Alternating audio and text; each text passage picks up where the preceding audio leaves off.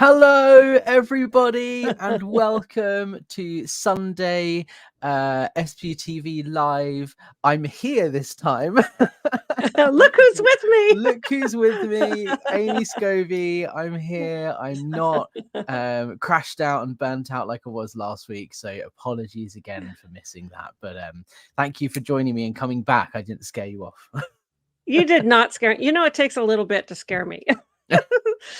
It does, been through hell and back about 500,000 times. But yeah, so I just turned it to my advantage, and I did a 2.5-hour solo and answered a lot of people's questions and took up things I had no idea I'd be talking about, and it was fun.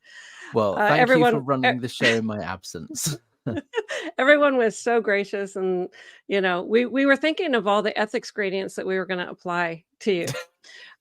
So people were creative too, really creative. Oh, I bet. I reported to ethics. Don't worry. I've done my handling. I've done my A to E steps or A to J. A to J. Well, let me show you. I'm going to show everyone something that I put together, a little slideshow for you. Okay. Go for it. I'm going to do this. Okay. So here we go. Here I am, waiting and waiting. Where's Alex? Okay. So I decided to get on the phone to one of my girlfriends in London saying, I don't know what happened to Alex. Maybe you could check in on him a little bit. Maybe, something's going on, to see what's going on there. There was Apostate Alex asleep in bed, right? But we didn't know that. We didn't know that. So my friend decided, I'll just get the police to go and check on him. So she contacted the police to go do a welfare check. And so there's the police kicking down the door. That is basically what happened as well. That was almost identical to the face that I pulled when the police knocked on my door. Face that you pulled, right? Oh, God. Oh, I love it. No, it's so true. I just yeah, I was dead to the world. I just burnt out, and I was so confused when I opened the door and it was these two police officers going, yeah, your friends are trying to contact you. They've said to come and do a welfare check on you. Are you okay? And I'm like, yeah, I'm fine. Like, what on earth is going on? Yeah, what day is it? Yeah, and they were like, have you? They said they've been contacting you on your phone, and I like grabbed my phone and it was completely dead, out of battery, and I showed them like, I've out of battery, and they said maybe you should charge your phone and check because I think some people are trying to get a hold of you. And I was like, okay, no problem. And as soon as I plugged my phone in, it just came up with so many messages. I was like, oh no.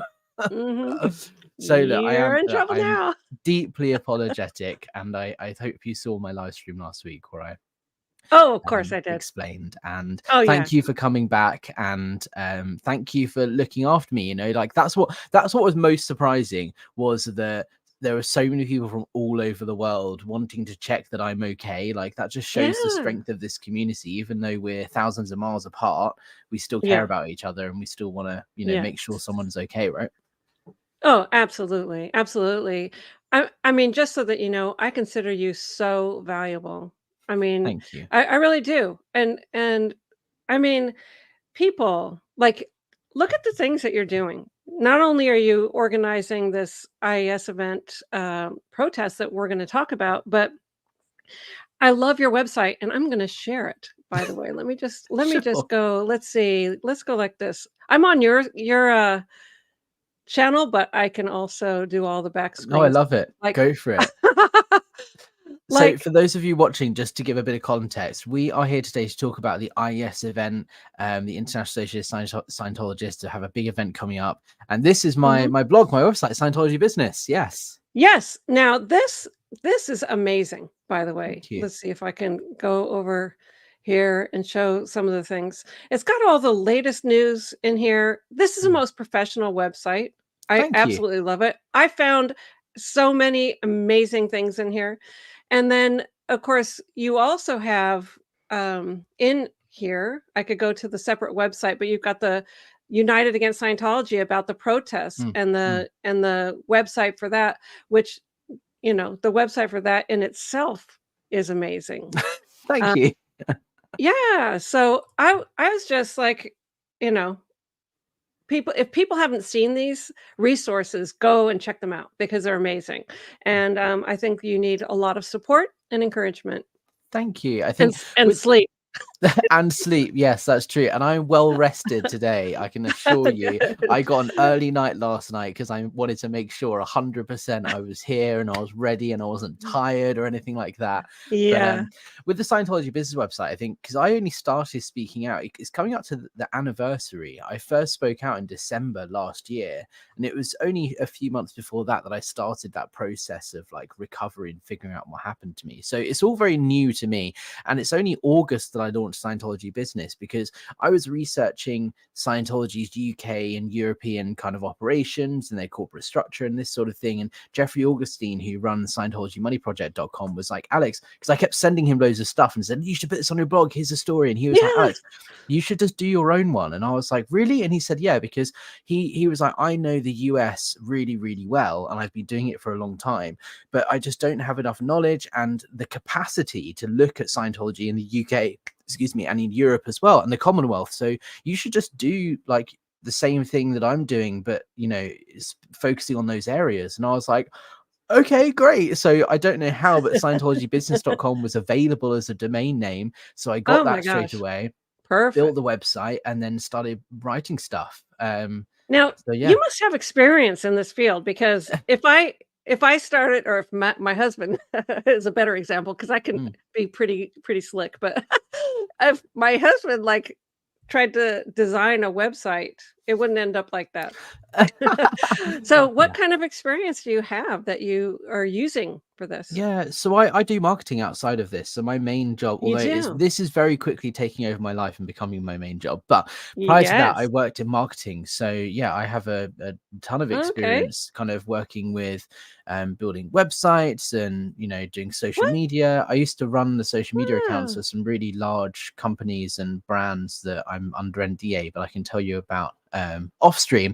But yeah, so like Yeah. social media, online digital marketing and stuff is very much what I do. So it's very easy for me to sort of set this stuff Oh, up. And that's that's why so I'm like, good. anyone that wants to start an SPTV channel, like I'm always happy to help, you know, with any Yeah. advice I can give on marketing plans, social media, websites, all that sort of stuff. I'm like, use my skills, you know. Yeah. Yeah. Yeah. Man, it's But yeah, so good. Yeah, thank I you. just wanted to bring that up for everybody, and also just so that you know from me, I've gone through this and looked through it. Yeah, I had plenty of time last week, right, to go through this stuff. Oh, I bet. Who is this Freezing Alex project. character? That's a great one here. Look, comment, Alex, you need to get on your knees and apologize to Amy like a true British citizen apologizes to the Queen Bee. I did that. Don't you worry, guys. Amy and I Oh, jumped yeah. on a phone call as soon as I Oh, was yeah. alive. Oh, Yeah, yeah, that we was. I love Free Xenu Project, by the way. Yeah. Yes, so, by the way, Alex called me right away, contacted me right away, talked to me right away, told me 100 times that he was excited about our live coming up now, told me 100 times that he was there and available, he came into the chat early, everything. So, Today I was like this. he's all good. I was making doubly sure that I didn't want to cause any anxiety or stress. I was like, hi, Amy, just wanted to double check, like, let you know, I am awake, I'm alive, I'm gonna be there today. We were talking about should we have it like either I don't show up, he doesn't show up for the first couple of minutes, and I thought, "No, that would be too hard on everybody." That would have been funny, Oh, but yeah, I didn't want to cause yeah, any further stress. But no, I'm excited to talk about the IAS event and what's coming up. yeah, So, you know, this is the first event that David Miscavige is hosting in person in the UK for 4 right. years. The last one he 4 held was in years. This is 2019. They've started yeah, building the tent, and I thought, well, look, let's go and show them that we're here and we don't approve, and yeah, organize a protest. I've actually got some yeah, press happening this week. I believe there's an article going out in quite a big newspaper tomorrow, I think. So it's going to get quite a lot of attention. I just wanted to make sure that people are aware that we're going to be streaming online if you're not in the UK and you can't show up in person. And the whole point is just to not attack or harass Scientologists and say Xenu and cult and all this sort of stuff. The main point is to say, look, you know, these things are going on, the abuses must end, and help is available if you want to leave. You know, if people probably don't even know that David Miscavige is a named defendant and has been avoiding process servers in human trafficking cases and all this sort of stuff. And it's like, look, I just want to make sure Scientologists going to the event are aware of this, and if they want to leave, the Aftermath Foundation will help them. You know, that's the main message. Absolutely. And the other thing that I thought was really amazing was like on your Scientology protest website, where the signs and the banners, it's all on point. It's on point. Yeah. I mean, you can yell Scientology sucks 100,000 times. It doesn't, you know, kind of, what's the end to that besides they want to plug their ears, and it doesn't tell somebody passing by what's going on. Yours do, United Against Scientology, and talks about the disconnection and talks about the criminality and all this kind of stuff. And the fact is, this is so crazy, Scientology covers up crimes, and that is what needs to be exposed. And I always want a message to be gotten to celebrities who support Scientology, because that was my area, right? And so I facilitated getting celebrities in and getting them to endorse Scientology, is that they're putting, you know, credibility to a dangerous, destructive criminal cult. Okay. And so the fact that they endorse it is it's totally criminal. Because if they know about the crimes and they're endorsing it, totally criminal. If they don't know about the crimes and because they won't look and they're endorsing it, totally criminal. So either way, they really are, you know, it's a criminal situation and it needs to be confronted. And I want to keep just saying it and keep saying it. I hate it when people endorse things that they don't know what they're talking about, you know? Yeah, absolutely. So, And one of the things that I kind of want to really, to use the Scientology word, impinge on, is that these Scientologists, especially celebrities in the creative industries, spend so much time, you know, in and amongst the creative world, which is where there's a big LGBTQ plus community in you know, in the creative industries, actors, musicians, you know, makeup artists and costume and all of this other stuff that goes along with performance arts. And I think a lot of celebrities, I think it's incredibly hypocritical for, you know, people like Tom Cruise or John Travolta or anyone in kind of a prolific creative role to be championing Scientology and at the same time working with these people who they probably don't even connect in their head. But, you know, the teaching in Scientology is that if you're gay or you fall into the LGBTQ plus banner, you are literally the devil. Like there is something wrong with you that needs to be cured. And at the same time, it's like a leper that needs to be, you know, put onto its own little island and segregated from everyone else. He talks about that, putting them out on an island, segregated from everyone else, as if they're a diseased human, you know? Exactly. And it's things like this that I think a lot of the celebrity Scientologists that I met while I was at London Org were probably, I say celebrity, not like huge celebrities like you would have met, but these people kind of probably don't put two and two together in their brain and think of those. They probably think about Scientology when they're in Scientology and when they're doing their thing, you know, on stage in, you know, the West End or whatever. They're probably not thinking about Scientology teachings, and they're just that they are thinking about that. You can't separate them. They are thinking that, and they're disingenuous. That's the truth. They're disingenuous. They are thinking that. They you know, if they don't outright hate the person, they're thinking how they should get them into Scientology to cure them of what they have, or just, you know, I don't know. But I think it's disingenuous because they know the policies, they know the technology of Scientology. And if they're, you know, it's not just being ignored. I don't believe that that's the case, you know?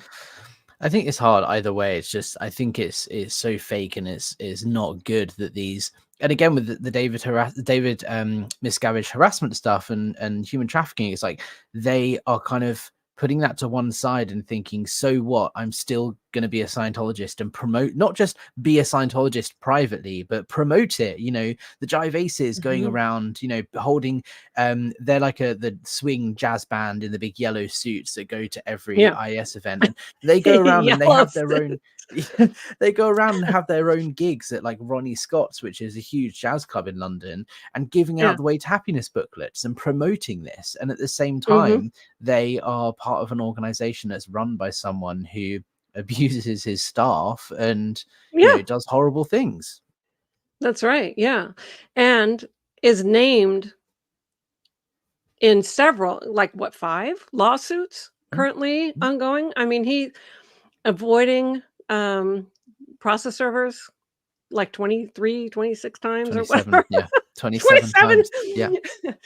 And you know, he's in Scientology. You would think that it's just the SPs trying to stop us from expanding. You know, that's what you're told. It's thought stopping, which also brings us back to the cult mindset and, you know, what makes up a cult, because one of the things about cult mind control is information control.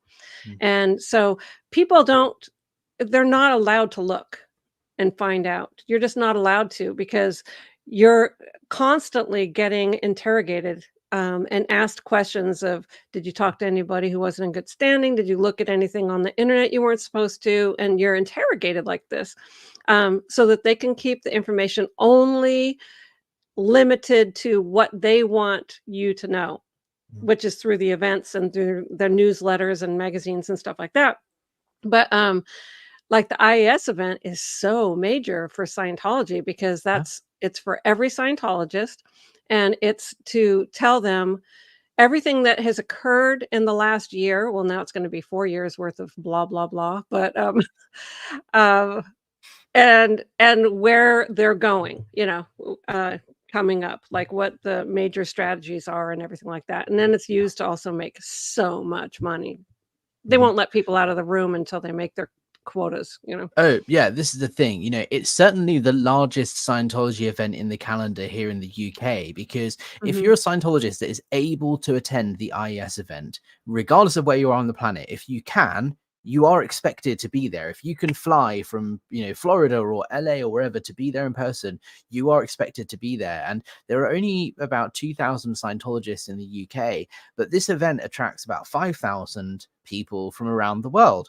And so it's huge in terms of numbers and importance, but also fundraising. You know, Mike Grinder has said before, and Mark Headley as well, that this is the biggest money maker for Scientology. And considering money is Scientology's #1 objective, it's a pretty important deal that this event is happening. I spoke to Neville Chamberlain just the other day, who was telling me about in 1974 or 6, I can't remember, where the fundraising was so intense that literally people were it held in a big tent in a big marquee out the back of Saint Hill, the headquarters, and people literally were like crawling under the side of the tent to escape because they weren't allowed to leave without giving a donation. And people were writing like checks from like Mickey Mouse and from Donald Duck just to give them something so they could leave the room. That's how intense this, like, the fundraising. Oh my God.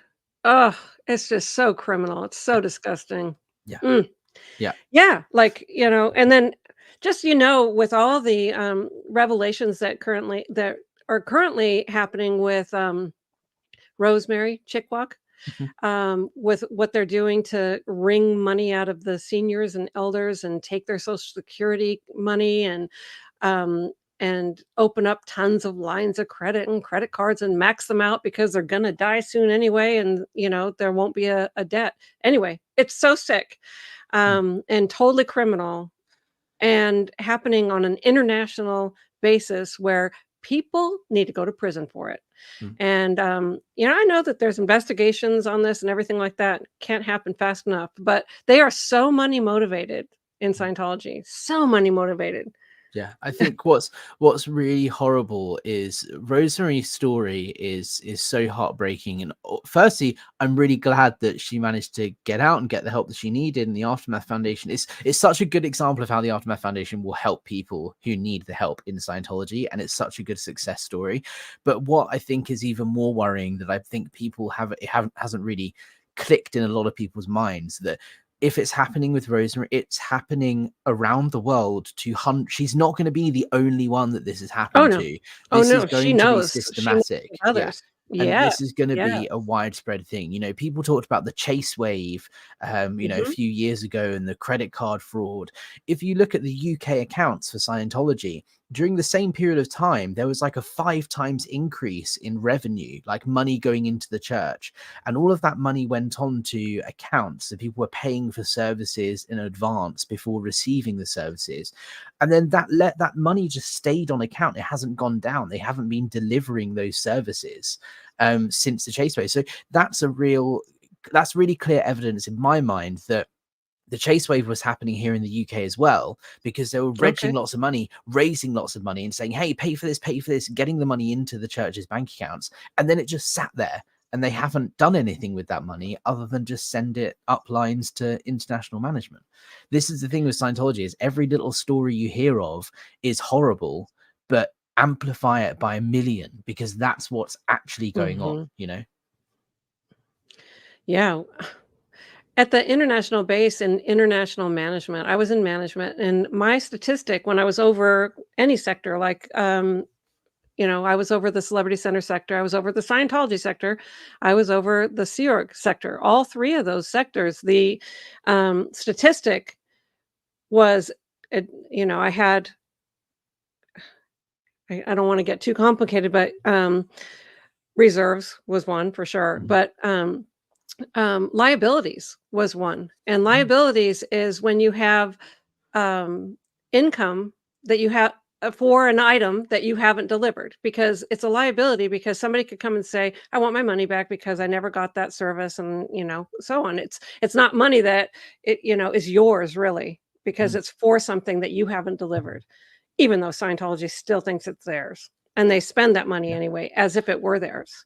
Yeah, and it has been spent. If you look at the UK accounts, all of the money that's on account that number is greater than the bank balance they've reported in their account. So if all of the people who've paid for services in advance in the UK and haven't yet received those services request a refund, it would bankrupt Scientology It in would the UK. bankrupt Scientology. Big time, big time. I mean, their liabilities were way over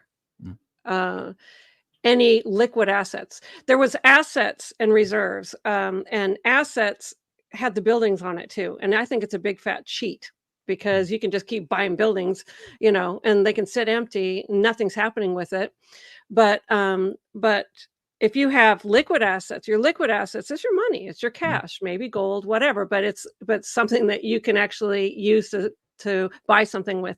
So the liquid assets way lower than the liabilities. Way. So they're in financial trouble if anything. If people were to ask for their money back for things that they have not received, it's in the billion. I mean, it's probably $1 billion or more. Yeah. Like that.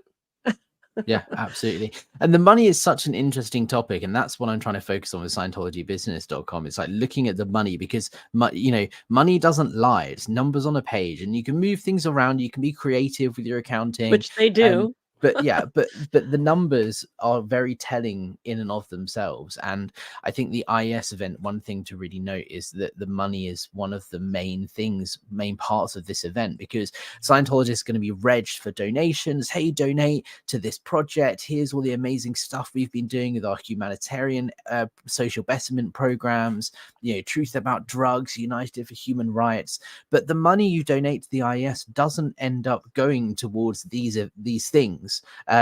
It actually just goes into the church's bank account, right? Well, yes. And for the IAS itself, they're separate accounts.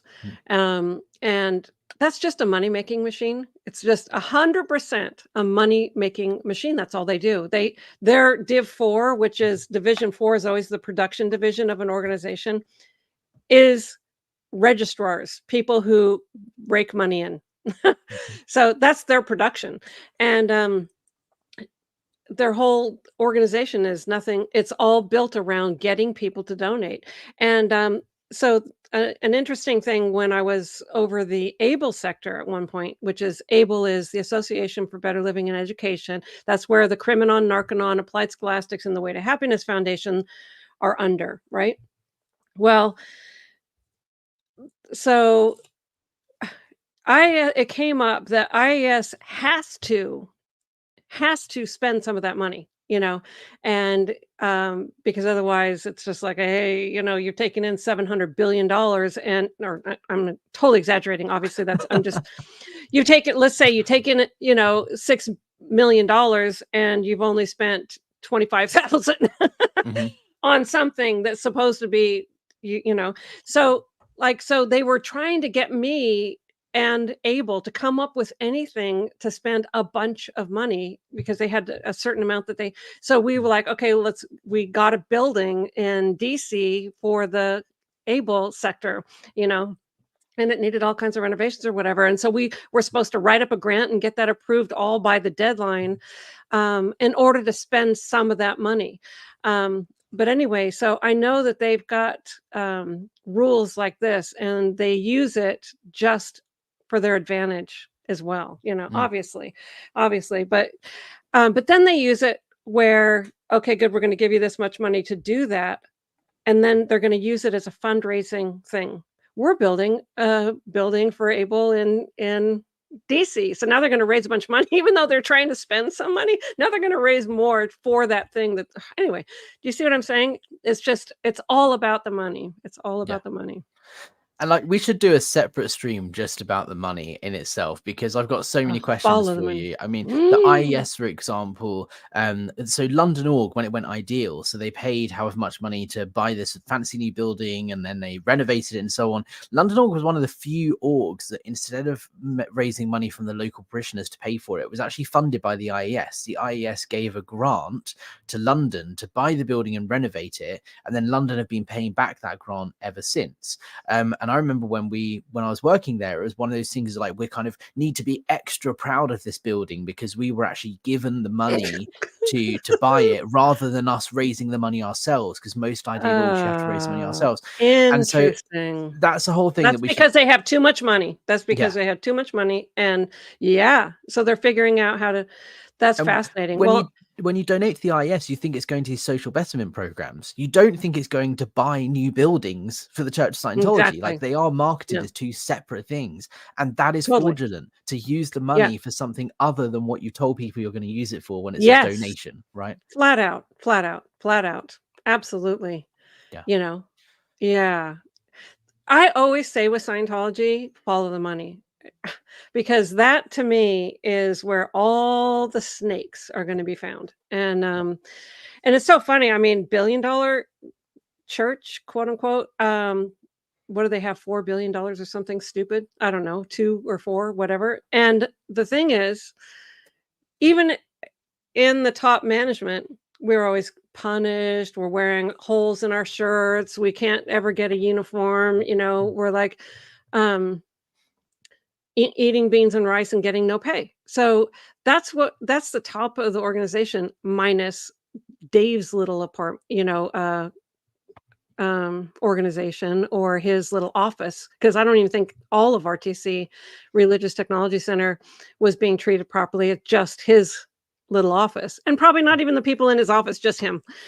And anyway, and he got the finest of this, fly this food in, fly these, take a Learjet, all these different places, go scuba diving here, go, he was just jet setting around with Tom Cruise and all this kind of stuff. And I mean, it's sickening. It's sickening how he treats the staff. He beats the staff. He confines the staff, which I saw with my own eyes. It's not like I heard it and I'm just repeating it.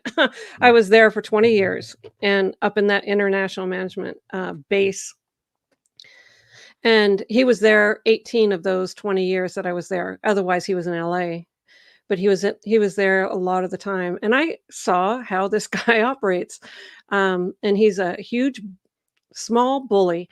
And I was going to say And huge. I'm No. I'm short, and I can tell you that Dave Miscavige is shorter than me, and I'm short, so Yeah. I'm. Yeah. And size is, isn't really the thing. The thing is that he is just so freaking mean. He's such a sociopath. I'm so I wish people would just do their research. Like, let's break the spell of Scientologists that they can't look. Scientology promotes think for yourself. That should be on a sign, right? Think for yourself. Do What's your true own for you is research. true, right? I think that's Right. the thing, and it's that cognitive dissonance. Is when you're in Scientology, you believe that you are making all the decisions, and you are reading stuff and assessing it as true, and you're this all-powerful, all-intelligent kind of being that's making these decisions, reading stuff and assessing it and going, yeah, I agree with that, I believe in that, and so move on. But what you fail to realize when you're in Scientology is that you're only reading L. Ron Hubbard stuff, and you're not That's reading right. any other sources of information. And so you're not That's right. really analyzing and critically approaching the stuff you're reading. You're just You reading can't stuff from one source. exactly. You're forbidden from reading any other source. Like, you're forbidden from doing that. Like, when I was in the Sea Org, they confiscated any televisions when I was a teenager, and I was 42 when I left. Okay, so my whole life I didn't have a television. No newspapers. You won't be caught dead reading a magazine. And the only information you have of the outside world is what's told to us at the events by the top of the Scientology. It's information control. It's like, and it's not just control. It's like, it's so intense. It's 100%. Like, no phone call without a security guard on. No letter could be sent out or received that wasn't first screened. So anytime you wrote a letter, you had to keep the envelope open for security to go through it. And anything that came in was already open for you. And if they didn't like whatever the contents were, they took it out before they gave it to you, or just didn't even give it to you. So that's my whole life for 20 years up there. It was 100% control. And but so that's how they try to keep people in. When you're in the Sea organization, Scientologists, they shame them. They make them spend tens of thousands of dollars for interrogations to find out if they're looking where they're not supposed to be looking. And one of the things that I realized is they had given a flash drive to Scientologists as part of a campaign, a marketing campaign, which they were all putting on their computer, which also blocked out things that they weren't supposed to see. Which in management, we thought, oh, that's smart, because you don't want them to see the OT materials before, if it's online, before they're ready, because L. Ron Hubbard said you could die. So this is like safeguarding them, but it also blocks out any ability to look up and find real information about L. Ron Hubbard, which I found out after I left, which made me go shed any lingering concept that he was a humanitarian whatsoever. Because I had the truth. You can't, information control is so vital, such a vital part of mind control, because you can't compute without the information. How are you supposed to? You can't analyze, you can't weigh information or anything. It's just crazy. And the IAS event is such an important part of that information control. This event is this big tent in the garden of Saint Hill. There's, 5,000 people there. Dave Miscavige walks up on the stage, and the whole event is 2-3 hours of him telling everybody about how amazing the church is and all of this amazing humanitarian work that they've been working on and doing over the last, year, or in this case, 4 years. And this is the only source of information you're getting. So as a Scientologist, we used to look forward to the IAS event and go, oh my God, look, there's all of this insanity happening. I remember the Haiti earthquake. I think it was an earthquake or hurricane or whatever. And there was a massive Scientology to natural the disaster. rescue. Scientology are the only ones that are there and are actually really helping. You know, there's stuff on the news and people in times of hardship, and there's big charities like Oxfam are there, but Scientology the only ones that are actually doing anything that can really help these people. And in reality, it's, you know, a handful of people in yellow jackets giving out bottles of water and way to happiness booklets. That's not help. That's not disaster relief. But who this wants is the a information you're booklet when you're getting. sitting there? Your home has been devastated. Yeah. All of your belongings are just thrown to the wind, and somebody's handing you a stupid booklet that says, Yeah. you know, brush your teeth or whatever the hell else it says. Exactly. But you're not receiving that information. The information you're receiving is from the IAS event, which is, we're on the ground. Here are some pictures of us helping. We're helping, and this is what we're doing. Scientologists are the most ethical, helpful people on the planet. And so as a Scientologist, you're fed this and you think, why would I need to go and look up whether Scientology actually helped in this disaster situation? Because I've just been told at the event by the leader of the church that we helped. So why would I need to go and search that again? Like, that's what you're thinking as a Scientologist. So you don't even bother to look it up.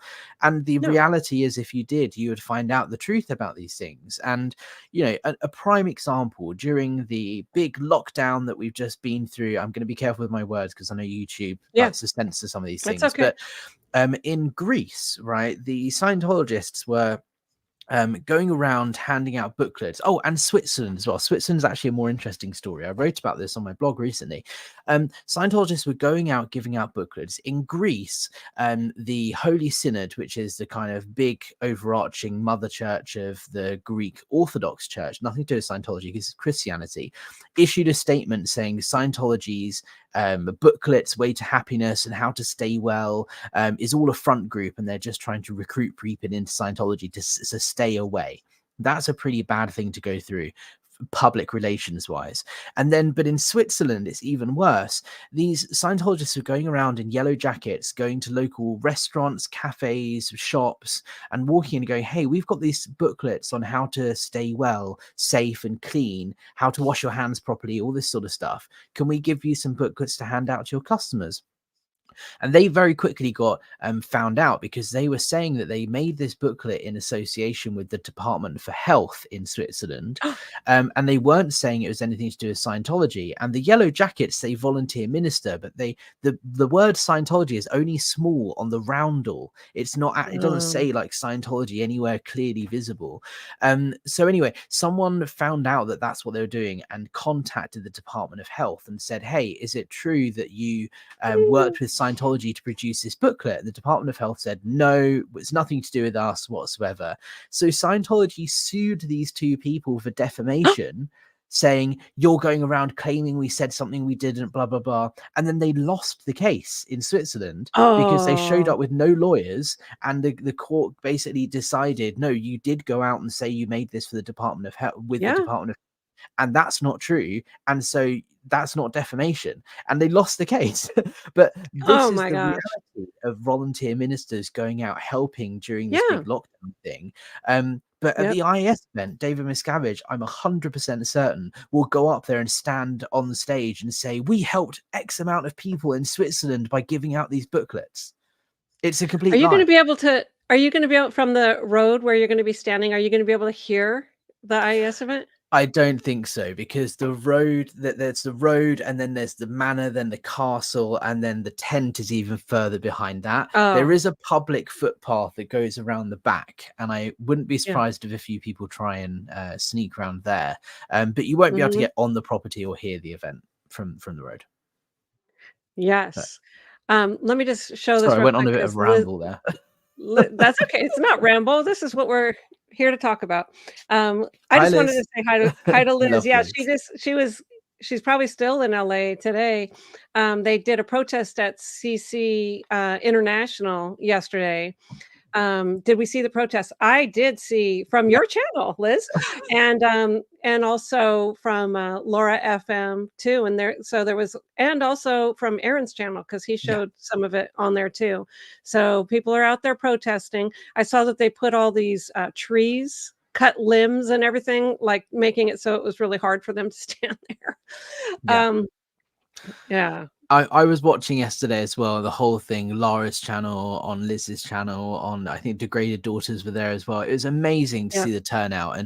And you know, the fact that they hired people to cut down trees on the day of the protest just shows the lengths they will go to try and disrupt any protest activity. In the UK, they certainly shot themselves in the foot, because they, I don't know if you saw this, Amy, but Scientology forgot to give the council notice that they were hosting this event. A part of their license conditions, so they have a premises license that allows them to hold large events. And one of the conditions of that license is they inform the local authorities 6 weeks before the event, so that they can make sure health and safety and all of this is, you know, considered and there's plans in place. They didn't notify the council. And so when I applied for the permit to close the roads and do a march and hold a protest, they were like, what, hold on, there's an event happening at the Scientology premises.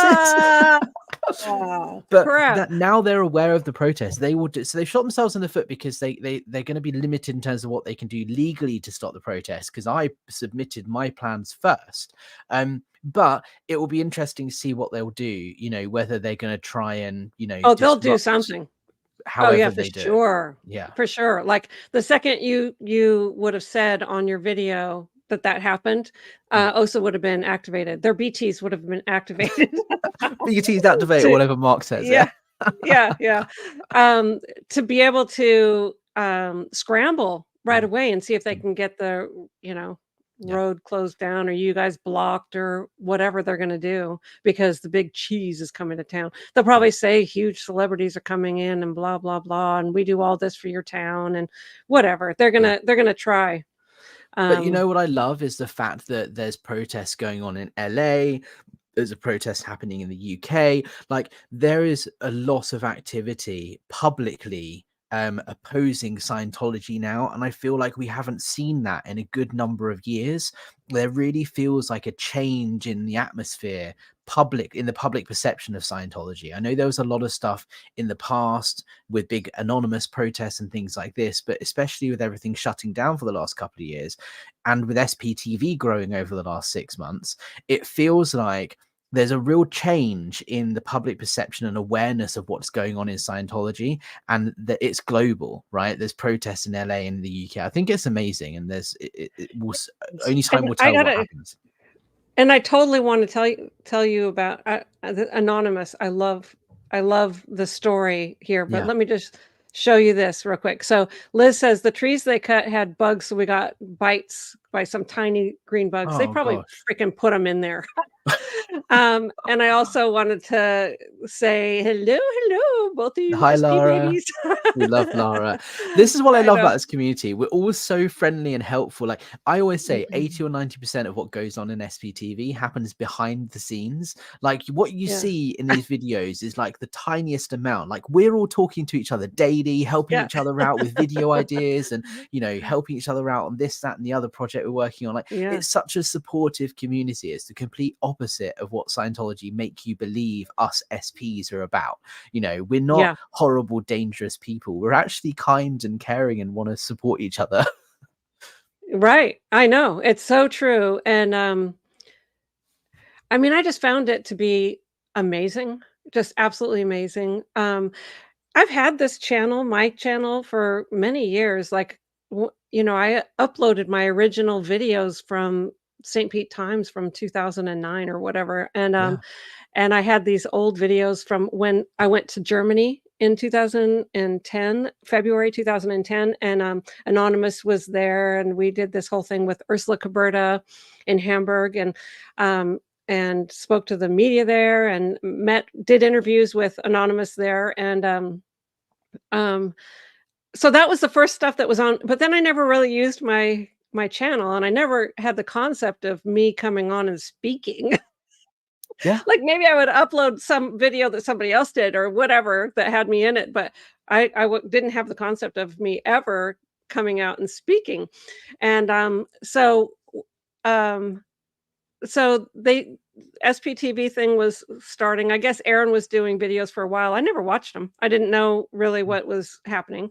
But then when my friends that I knew, which was Mike and Mark and Claire, you know, Mike and Christy, Mark and Claire, those are my friends, had videos starting up, and they're doing this thing SPTV. And then Mike asked me, will you, you know, start doing weekly shows with me? You want to come on my channel? And I went, okay.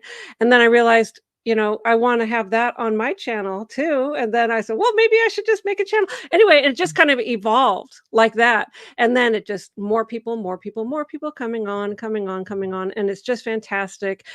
Everyone. So the thing that I love so much is, I've done a lot of media since I left Scientology, just a ton, for, you know, Australia and England and Germany and here, and tons of media. And they only take what you say and what they want, like, and everything else is like garbage to them.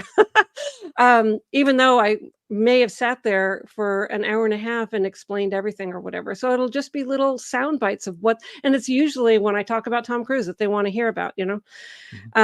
And so sometimes I would just like, you know, I don't want, they want to do a story, and I'm like, oh, I don't think so, because I'm sick of it. I don't want to talk about Tom Cruise because that's what you want to hear about. I want to talk about the abuses in Scientology, people's lives being destroyed, forced disconnection, all these things, right? That's what YouTube allows. You can sit there and blah, blah, blah, as long as you freaking want to, and be as upset as you want to about the situation. And it's your channel, and you can say what you want, and you can edit it if you want to, or leave it all in. Yeah. And you know what I love is that the more people speaking out, having their own channel, even if you just come on and make 1 or 2 videos, you know, it's not a commitment. You don't have to agree to do a Yeah. video every single day or whatever, like make it No, work for you. I can't do that. But Yeah. also that, like, the number of different voices, the more there are, the better, because you never know what someone is going to relate to. You know, when I was coming out of Scientology and like starting to watch these channels in the last year or so, it was like, I relate to what this person's saying. I don't relate so much to this person. And this person has this take on it. And this person thinks something completely different. But like being able to see the different viewpoints and understanding, like, really helps you in your head figure out your own mind, you know. And the more people there are speaking out, the more people that you can help because of that, because more people can will be like, oh, I remember that person, or I remember that event he was talking about, or I remember that, or I think I was a part of that, or whatever. It just helps people recover in a way that we haven't been able to do previously. Yeah, and it's so true that that there's many different viewpoints and many different personalities. There just is. I mean, even in my own household with my husband, he says, "Oh, I had some fun times on the RPF," and I look at him like, "Don't you ever say that again." Oh, you gotta be kidding me, you know? But it's just funny because mine was a nightmare, okay? I did it 4 times. One time, you know, finally after 2 years of full-time decks around the clock where I slept probably, I don't know, I killed a lot of brain cells during that time. They canceled it as an injustice because I should never have gone in the first place, you know?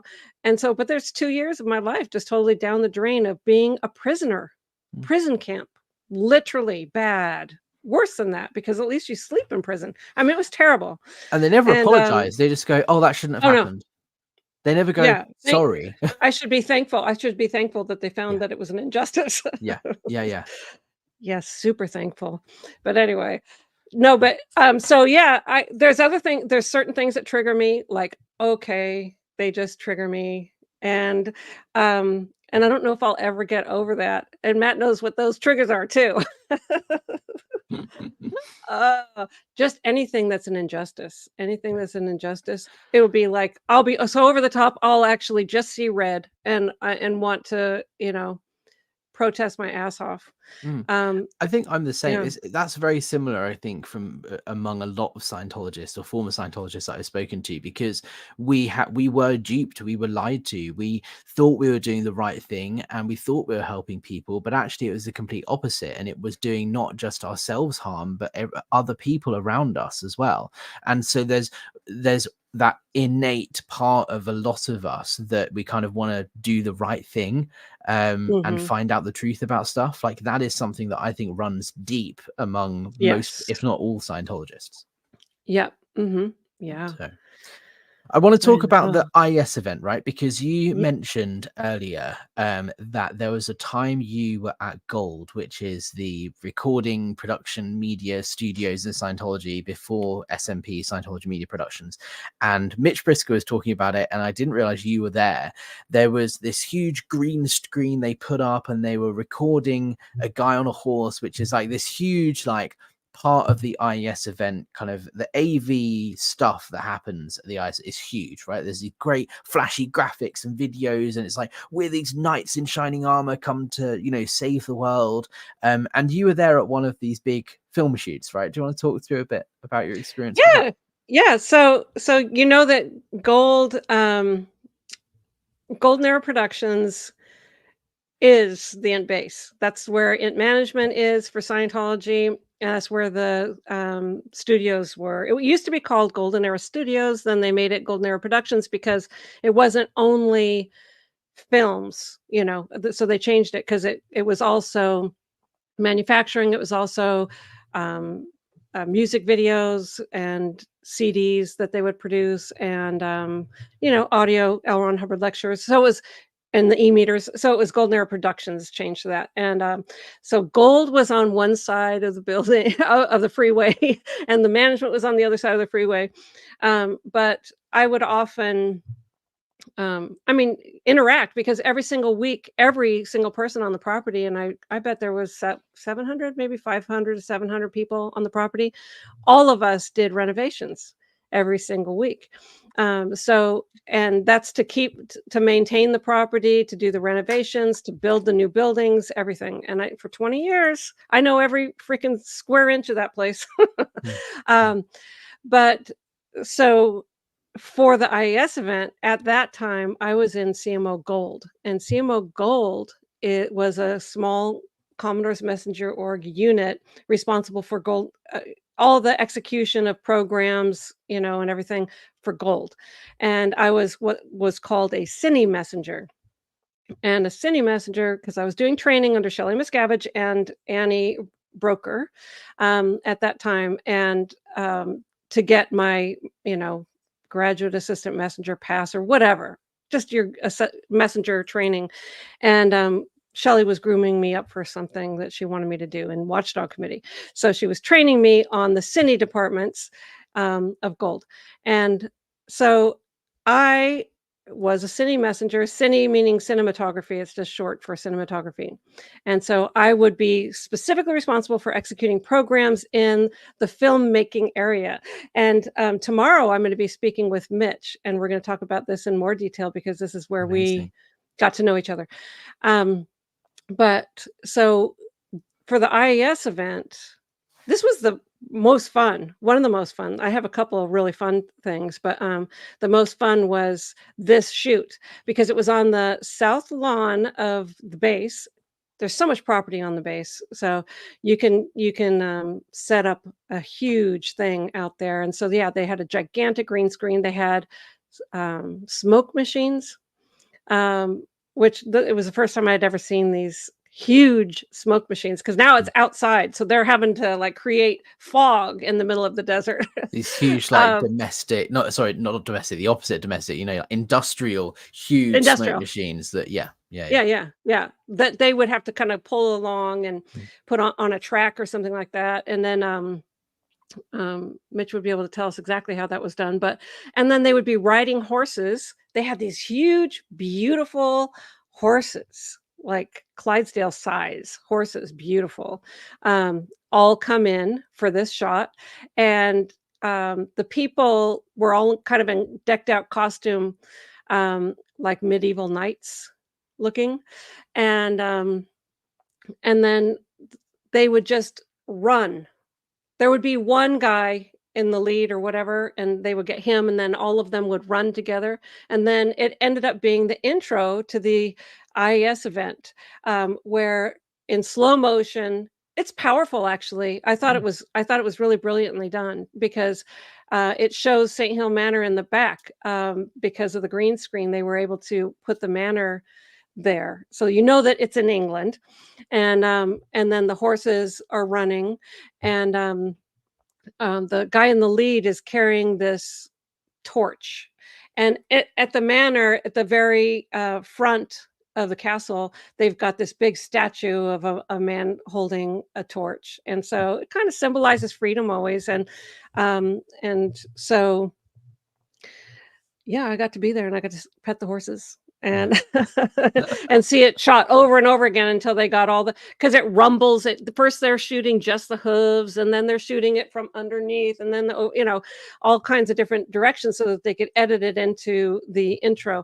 And the way it turned out, I was seriously impressed. I was impressed with Mitch specifically, because to be able to have the concept of how to shoot something like that in all the different ways and directions, in order to pull off such a beautiful, powerful thing.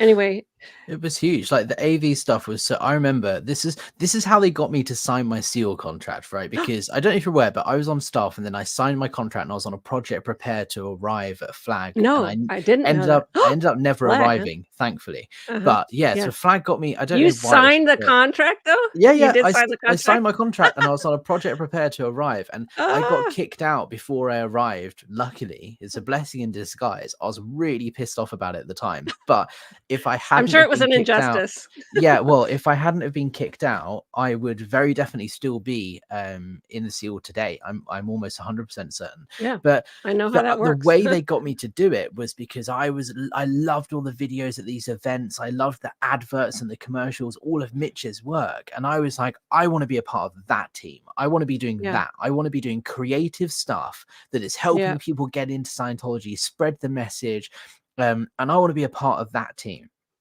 And basically, and it's a complete lie, they said, well, look, sign your SEAL contract, and what we'll do is we'll fly you over to Flag, you do your EPF, your training at Flag, and then as soon as you're done with that, we'll send you straight to Gold, and you can go and work on all the film and TV stuff that they're working on. And I was like, great, amazing. In reality, that would never in a million years have happened because Gold is so high up and so hard to get posted at Gold. That was a yeah, they don't complete lie, and they knew they it when they haven't told me. taken no, and they haven't taken new people for years because Mm, there was so much gross stuff going on up there. The Hole was there. All the international execs that you think are on post and doing jobs are all mm, like wearing boiler suits and being escorted to the garage to take a 10-minute shower. They're not, yeah. it's just not, your bubble would get burst right away, if you arrived up there and saw anything about what was going on. And David Miscavige was unbridled. Like he was unrestrained on his torture and abuse and beatings. So you can't bring anybody else up there. Yeah. And they have to really tightly lock down the ones that are there because God forbid if any one of them escape, there's more stories to tell Mm, you mm, about his beatings and stuff like that. But yeah. so you really, really skipped out on a really good thing here, Alex. Yeah, well, this is the thing. It's like I think the reason I was telling that story is to show the importance and the power of this imagery, right? These That's it. videos is so, as a Scientologist, you're watching it going, wow, I am a part of this really cool, powerful organization. Like, look at all of the great work we're doing that we just hear about at this IAS event, and look at the really flashy graphics and the Super Bowl ads. And like, we must be kicking ass. We're like the best of the best here because look at the quality of the stuff that we're putting out. And it's a huge thing in fueling that enthusiasm inside of you when you're in Scientology.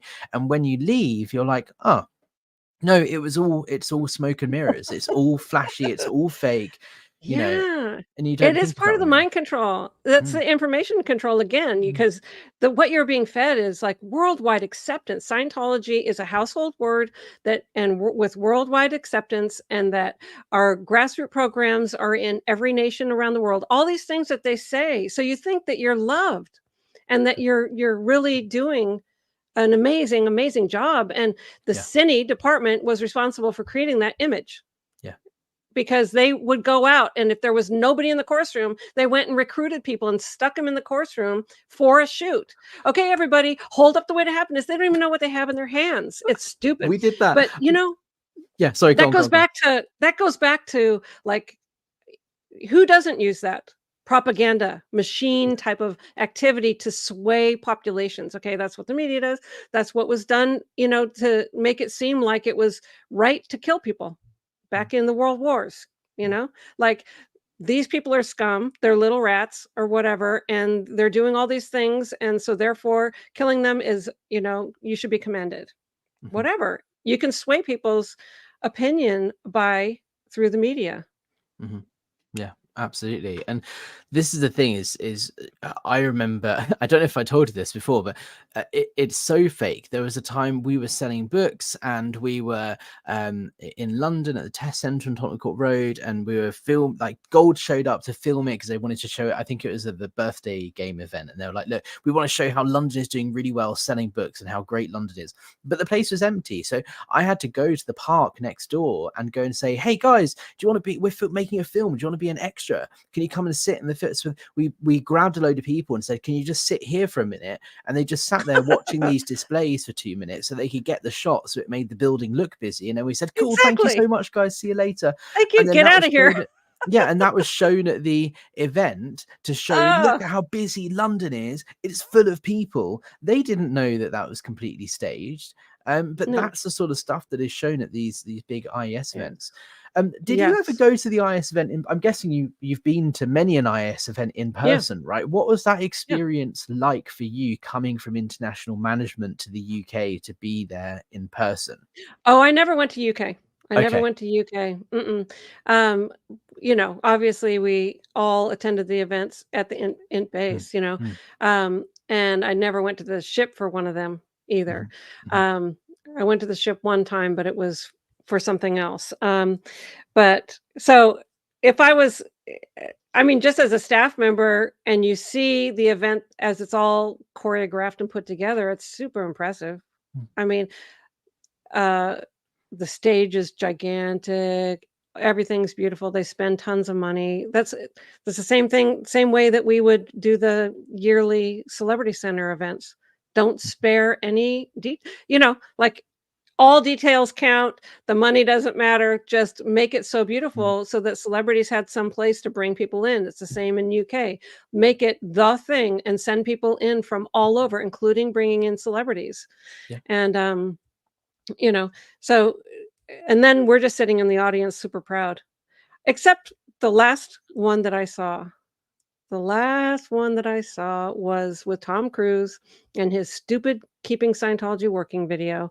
And Matt and I were sitting together in the RPF, and we were told we had to watch that dumb event 3 times over, because it was an order from David Miscavige for all Sea Org members to watch that IAS event 3 times through, because Tom Cruise is more KSW, Keeping Scientology Working, than all of you scumbags.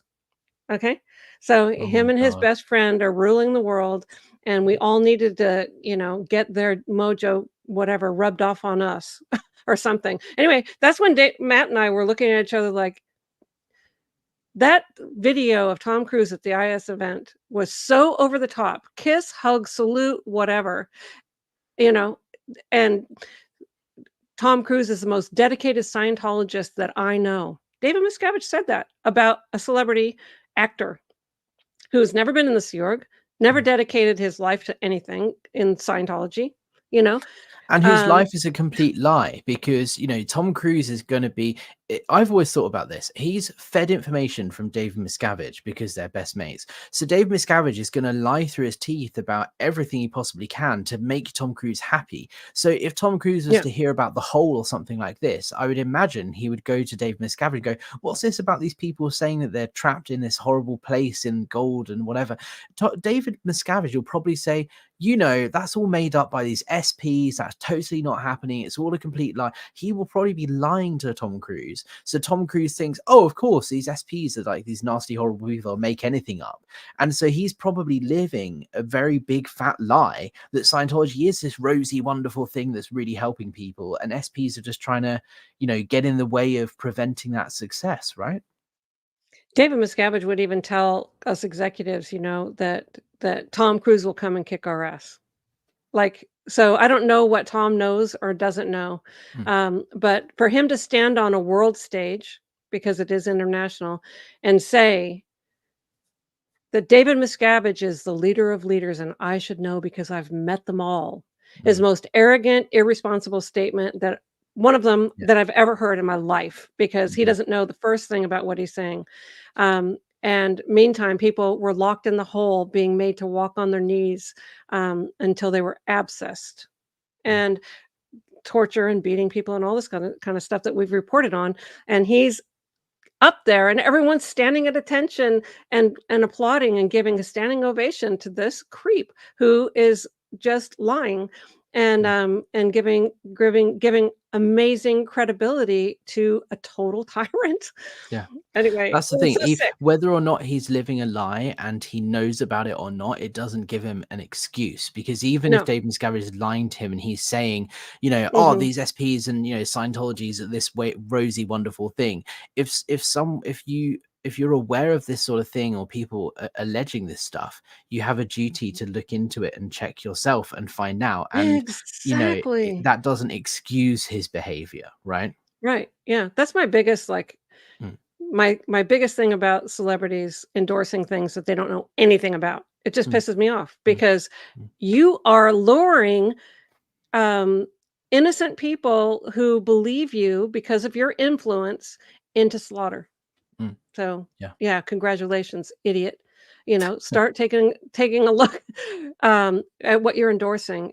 And start being responsible for it. It's amazing. So that IAS event was the last IAS event that I ever saw. 3 times through, it was singed into my eyes, and Matt and I were looking at each other like, we need to get out of here. And we Mm. started making plans to get out. So thank you, Tom Cruise. Thank you for being so over the top, ridiculous, and stupid. And thank you, David Miscavige, for being a complete sociopath that really turned me away from Scientology. And so I was able to escape. And since then, everything about Scientology has fallen away. And we need to just keep promoting what really goes on in there and how much of a destructive cult it is.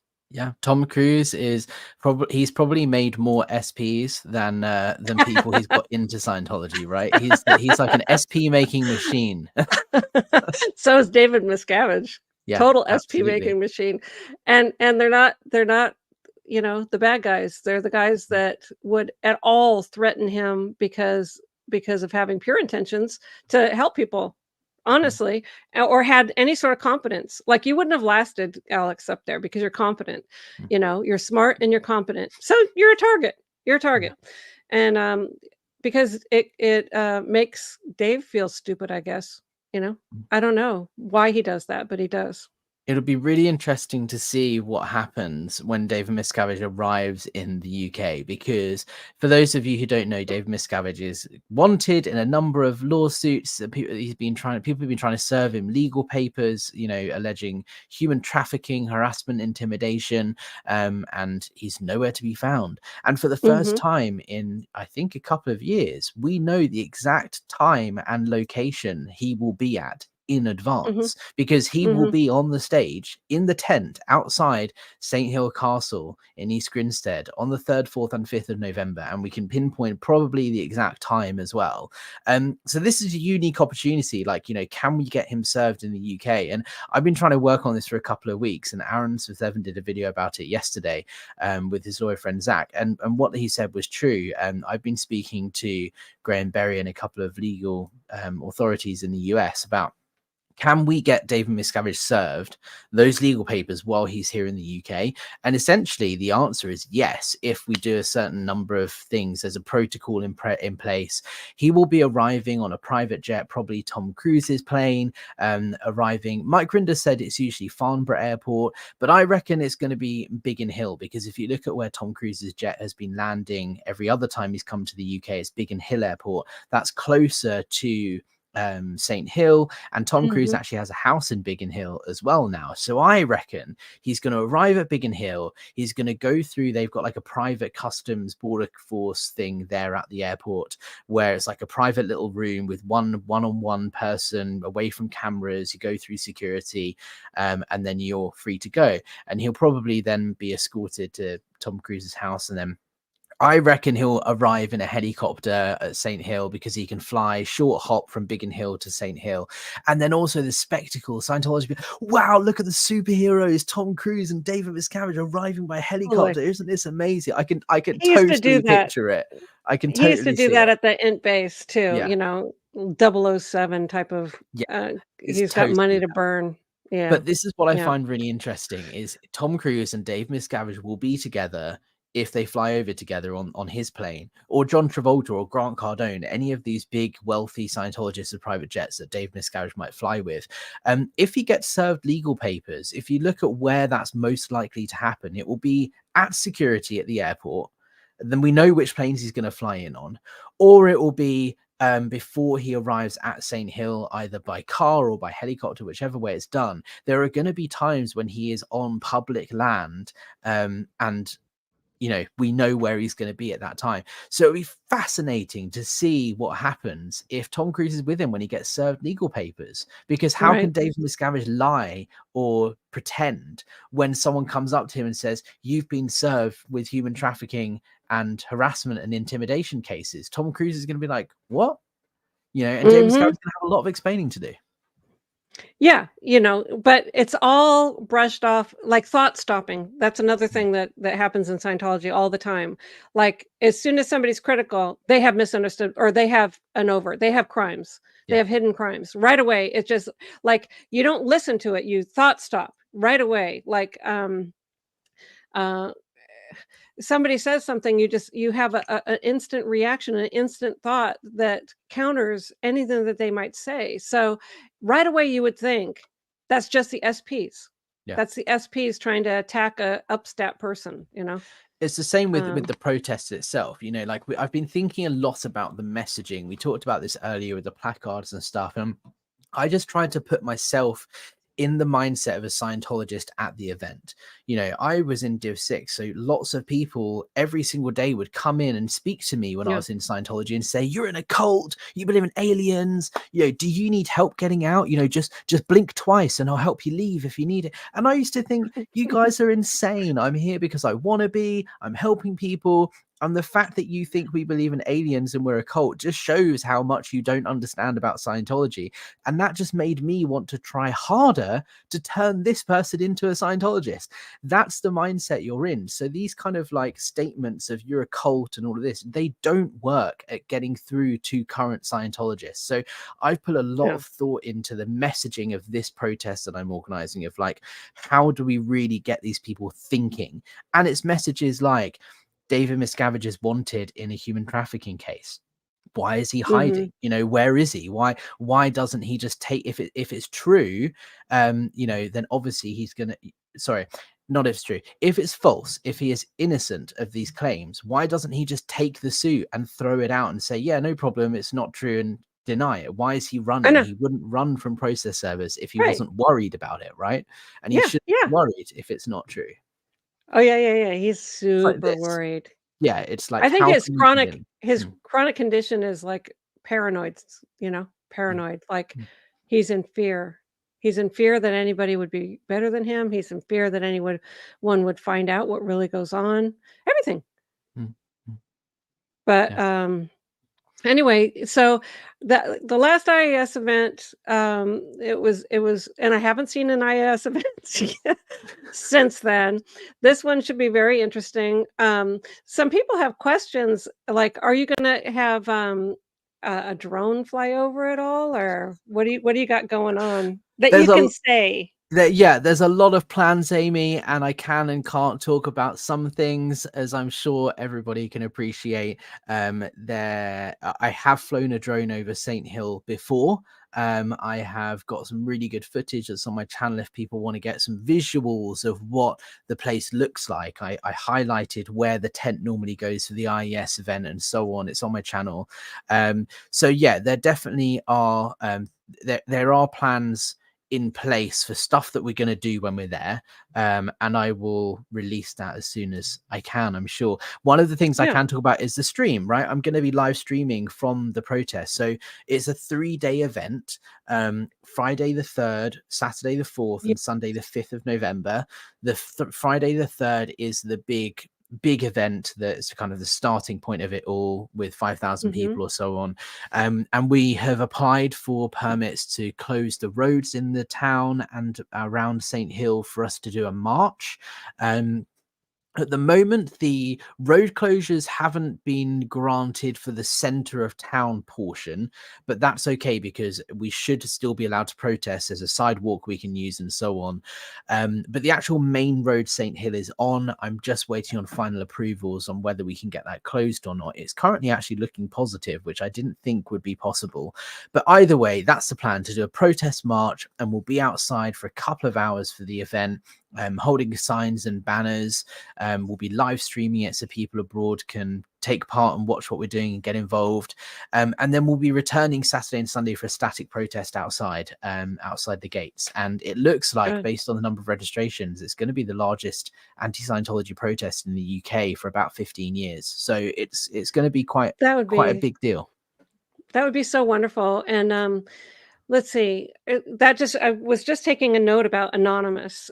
Yes. Because since the anonymous, and I just want, so there's people who have registered. You don't have to put your name or your specific stuff if you don't want to at all, right? That's how that works. Yeah, right? So there's It's a just so that we registration know the online. numbers. Yeah, so so the police, for example, have asked me a number of very specific questions because they want to gauge who's taking part, what the risks are, and all this sort of stuff. And I work in marketing, I plan events all the time, so I knew that these are the questions they were going to ask. So have a registration form on the website, iasprotest.com, and you can stay anonymous if you want to. It just gives us an idea of numbers and the type of people that are taking part. And I've already submitted the information, so the registration form at this point is actually kind of redundant because I've already done the bit that's needed for, so I might take it down. But the point is like, look, if there's a WhatsApp group, if you want to join it to stay up to date with information, if the meeting place changes, or if this happens, if we need to update anyone on the day of anything that's going on, if you want to, you can give your number or email address, but you don't have to.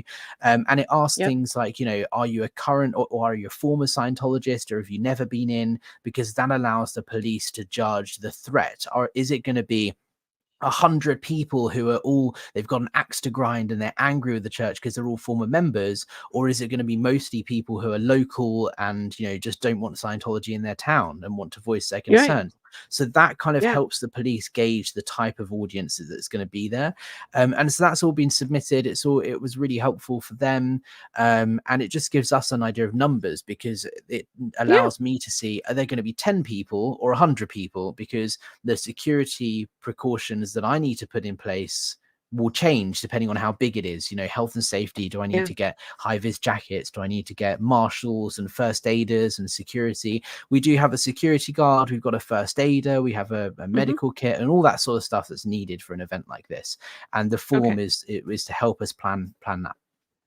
Okay, that's wonderful. And, I think it would be awesome to promote the protests like on different message boards too, not just only on YouTube, but also on message boards, because so that anonymous can get behind it and spread the word of when and where, because it's just, I got to tell you, when the whole first protest, there were two. One was protesting that they were trying to control what was on the internet and what wasn't, because there was a leak of the Tom Cruise video, right? And so Scientology tried to take it down. So Anonymous organized like 10,000 people around the world to protest Scientology and them trying to control the internet and all this kind of free speech. And And then the next one that they did, I believe, was in April, like not too long after that. This is in 2008, I believe, was about disconnection. And Tommy Davis's little mug was on CNN saying there's no such thing as disconnection in Scientology. So, oh man, as I was going through the worst disconnection problem with my family, Scientology forcing it on my mom and everything was terrible. And so I felt like so mad. But so I was so amazed that people with no chicken in the fight, or however you want to say it, were taking their time and all coming out in an organized fashion to protest the abuses of Scientology. It was amazing. I actually cried. I mean, it had videos from people in Australia and this place and that place, with megaphones saying, come back to your family loves you, like all this stuff. And I was just like, oh my God. And I also felt empowered to be able to speak out, which I did after this, because if Scientology did something, because they like to, get even and destroy anybody who's a critic. If Scientology did something to me, the world would know about it. Okay. And they would come to my defense. So I felt empowered. And so I went to the St. Pete Times and was part of that first wave of Truth Rundown with Mike Rinder, Marty Rathman, and Tom DeBach. At that time, the four of us went on. And then I got a bunch of friends to come with the Strength in Numbers on their next article. And it just went on and on from there. And people started speaking out. And we were posting online. And all of this to say, it would be lovely to let Anonymous know you can be anonymous and you can come and protest the cult of Scientology and the fact that they destroy families. They drain the bank accounts of their seniors, and they have no life. They don't take care of them, and all the other abuses that go on in Scientology. They empty your bank accounts. Yeah, I think also this is such a pivotal time and it's a unique opportunity. I don't want to miss this chance, because if you think about it realistically, this is the first international gathering of Scientologists in a number of years, right? There hasn't been 5,000 Scientologists together in one place at one time since 2019, right? So there's a lot of people coming together from all over the world. It's not just people in the UK that are going to be attending this event. There are more people from all over Europe coming. So already it's a unique opportunity, but then there's also the fact that these people haven't heard from David Miscavige or seen him in person in a long time. That's why there's so much riding on this event and why it's so important for him, because he's making a bold statement. I'm still here. We're still growing and expanding. And the reason he needs to make that is because there's going to be a lot of doubt in a lot of people's brains and minds over the last few years of like, what's really going on? There's a lot being talked about. Who's steering the ship? Who's steering the ship? Are we still really growing and expanding? There is a lot of doubt in people's minds right now. And this is why Dave Miscavige wants to host this event, is to really capture that, like that point in time. And so that's why this protest in particular is so important, because we're going to be there before they hear from David Miscavige. As they're going into the event, the first thing they're going to see at Saint Hill is our signs saying, if you need help, the Aftermath Foundation will help you. If you want to leave and escape, we're here to support you. If did you know that Scientology was rejected charity status in the UK because it was proven that it doesn't benefit the public? Did you know David Miscavige is a named defendant in a human trafficking and harassment case? All of these facts are so perfect. I love that. I love that. Those are the things that they need to be in their face. Here's a sign that you cannot miss. These are the facts. Exactly. See, that's what's super, super important. And before I forget, so on the 4th, we're having an IAS fundraiser aftermath live stream. So exciting. And yes, and hopefully we can connect up with you during that too. And it can just be because I would love to. I wish I was there with you, but I'm enjoying the sunshine in Florida right now. All right, for some. No, it's fine. It's fine. We're gonna brave the cold. It's gonna be wet and Yes. windy. It's not gonna be nice, but we've got to do it. And Yep.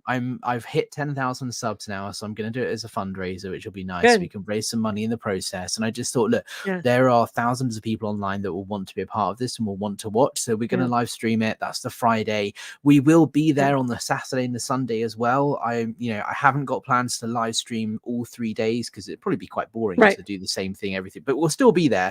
And if there's a Yeah. live stream happening on the Saturday, then yeah, absolutely. If I'm there, I can live stream and jump in, happy to help and do what I can. I think, there's so much going on. There's also a couple of special guests that will be coming to the protest that I haven't announced yet. That is that I haven't even told you about, Amy. I'll tell you off stream, but there are a few people coming that will be a nice little spanner in the works of Scientology that they won't be expecting. Right. Yeah, a little spanner. I like those things. Yeah. But we're Wow, definitely on their wonderful. radar, right? We have this news article Oh, going yeah. out in a number, like a leading national newspaper tomorrow promoting the event, and a lot of other stuff is going on behind the Oh, scenes. So we're fantastic. definitely on their radar, Wow. and it's just going to be interesting to see how they react to it on the day. But we're going Yeah. to be there with our smiles, and we're going to be kind, and we're going to be, just peacefully letting our thoughts be known. We're not going to be harassing people or shouting at people, Yeah. or, we're just going to be there saying, hey, guys, this is what's going on in Scientology, and the abuse must stop. And we're here to help if you want to come out. That's right. Good. Should we do some Let's do some questions? questions. Yes. Okay. Okay. Do you want me to click and you read? Yeah, go for it. Okay, good. Go ahead. How many? Amanda Beaumont. Hi, Amanda. How are you doing? How many celebrities would estimate are out there, and how many of those would be brave enough to speak out after seeing how Leah is being treated? That's a really good question. I think you're probably more qualified to speak about this than me, Amy. Celebrities meaning ex-Scientologists I think she means celebrities? ex-Scientology or Scientology or ex-Scientology celebrities. Yeah, there's not a Yeah, great so deal of Scientology celebs left now, really. no, and it's been the same list for years, Mm. they're like, really, it's been the same list since I remember, and, there might be, like, maybe a couple new faces, nothing major, and they've lost celebrities like Mm. Kirstie Alley and Kelly Preston and Isaac Hayes and, Chick Corea. I mean, who else? Lisa Leah. Marie, I don't yeah. Leah's Well, lost. yeah, but I mean lost, like, Yes. they passed away, so Lost. and without getting new ones in, but in terms of, how many would be brave enough to speak out after seeing what Leah's been how she's been treated? Leah's a special person, she's not backed off and she's strong. I don't know that a lot of people would be willing to go through what she has gone through, in terms of fair game and stuff, but, that goes for a lot of us. It's not easy.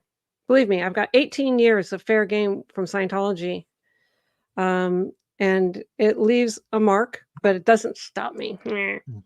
Um, And also, I just wanted to say, thank you for doing that, Amy, because it's people like you that have paved the way for people like me to come out and speak out. Because if it wasn't for the courage and bravery and the fact that you and Mike and Mark and Claire and all these people have been speaking out for years and said, I don't care, fair game me, this is important.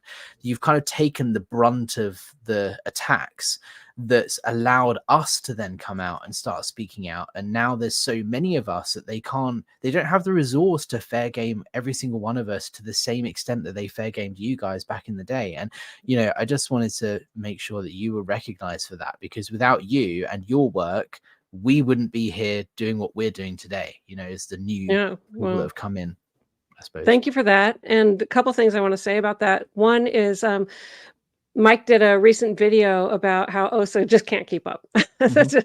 There's just Yeah, no way. yeah. Um, but that it's community that gives me the strength. Mm. And it's not just me. If it was me by myself, forget it. Anonymous helped me. The people who came before, like Paula Cooper, who was encouraging me from day one, and Tori Chrisman and Alex Lerma and, all the people who wrote these SP books behind me. And I mean, there's a lot of people who have done the work. And I know it's not for everybody to speak out. I know that it's not necessarily easy, and the fair gaming is not fun. I've got websites with me stretched in a bikini, like wonderful, just great. That's the first thing that anybody sees if they search my name. Okay, well, am I gonna go in hiding because of it? No, Scientology, I'm not. But anyway, I thank you for saying that, and I thank you for being one of the voices, because you're amazing. I think you're awesome, and I appreciate that you're bringing your skill and talent to the table, and it's needed. It's needed because it can't just be the same old faces all the time. It needs to be people who aren't worried about what Scientology will potentially do to them, but bring their voice and truth to the table. We're all colors. We're all colors, shapes, sizes, viewpoints, whatever. And I think that's amazing. It's amazing. And because that's how people are. And I think but we people have as one well. common thread, and I that think is Scientology. Scientology is like that. People think, particularly here in the UK, it's this amazing, like a American crazy cult and the Sea Org and all of this. And I think what a lot of people don't realize, particularly in the UK, is that this stuff is happening everywhere at every level of the Scientology organization. So the fact that I come from a class 5 org, in London, so it's a different level, and say, look, I signed my SEAL contract and I was there and ready to arrive. I ended up not arriving, but I understand that mindset. But that doesn't, and but the abuses and the stuff that goes on happens in every city at every level. It's not just in America and not just in the Sea Org. And some people have reached out to me and said, just hearing a British voice talk about this has made me realize I'm not alone. I'm not the only one that has gone through this. And I'm like, wow. Some people aren't ready to share their stories yet, but that's absolutely fine. Just anything that we're all doing as communities help. That was a big tangent. Celebrities, there aren't a lot of new ones joining. There are a handful of British celebs that have started joining in the last couple of years, but they're kind of not A-list stars. They're musical theatre, West End people who have had a number of successes, but they're not on the front page of the Daily Mail type person. Right. I understand.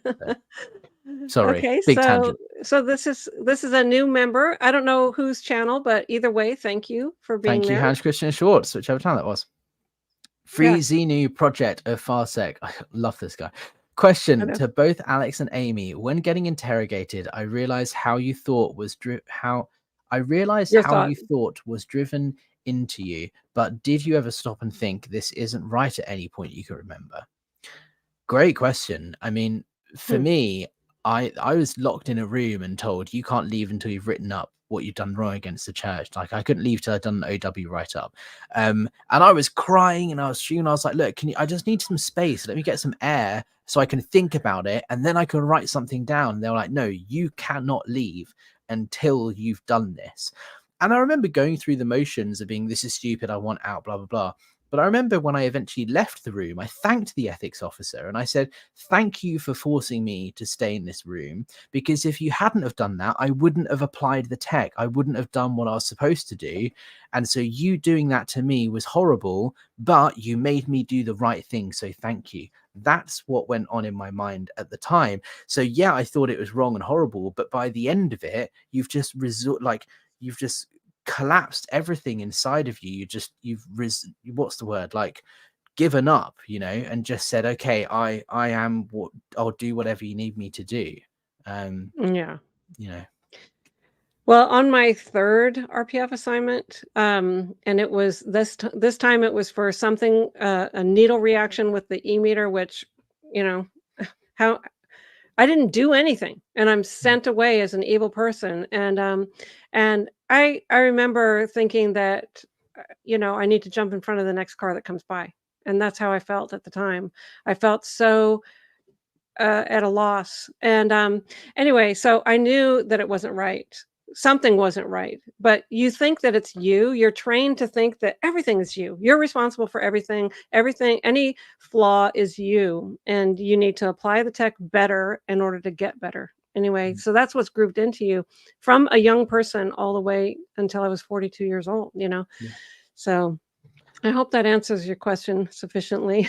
Yeah, I mean, I remember after that, when I was declared a potential trouble source, I was escorted to my desk and then taken to the door and said, "Off you can go." Why were you, by the way? Why were you declared a potential trouble source? I was complaining.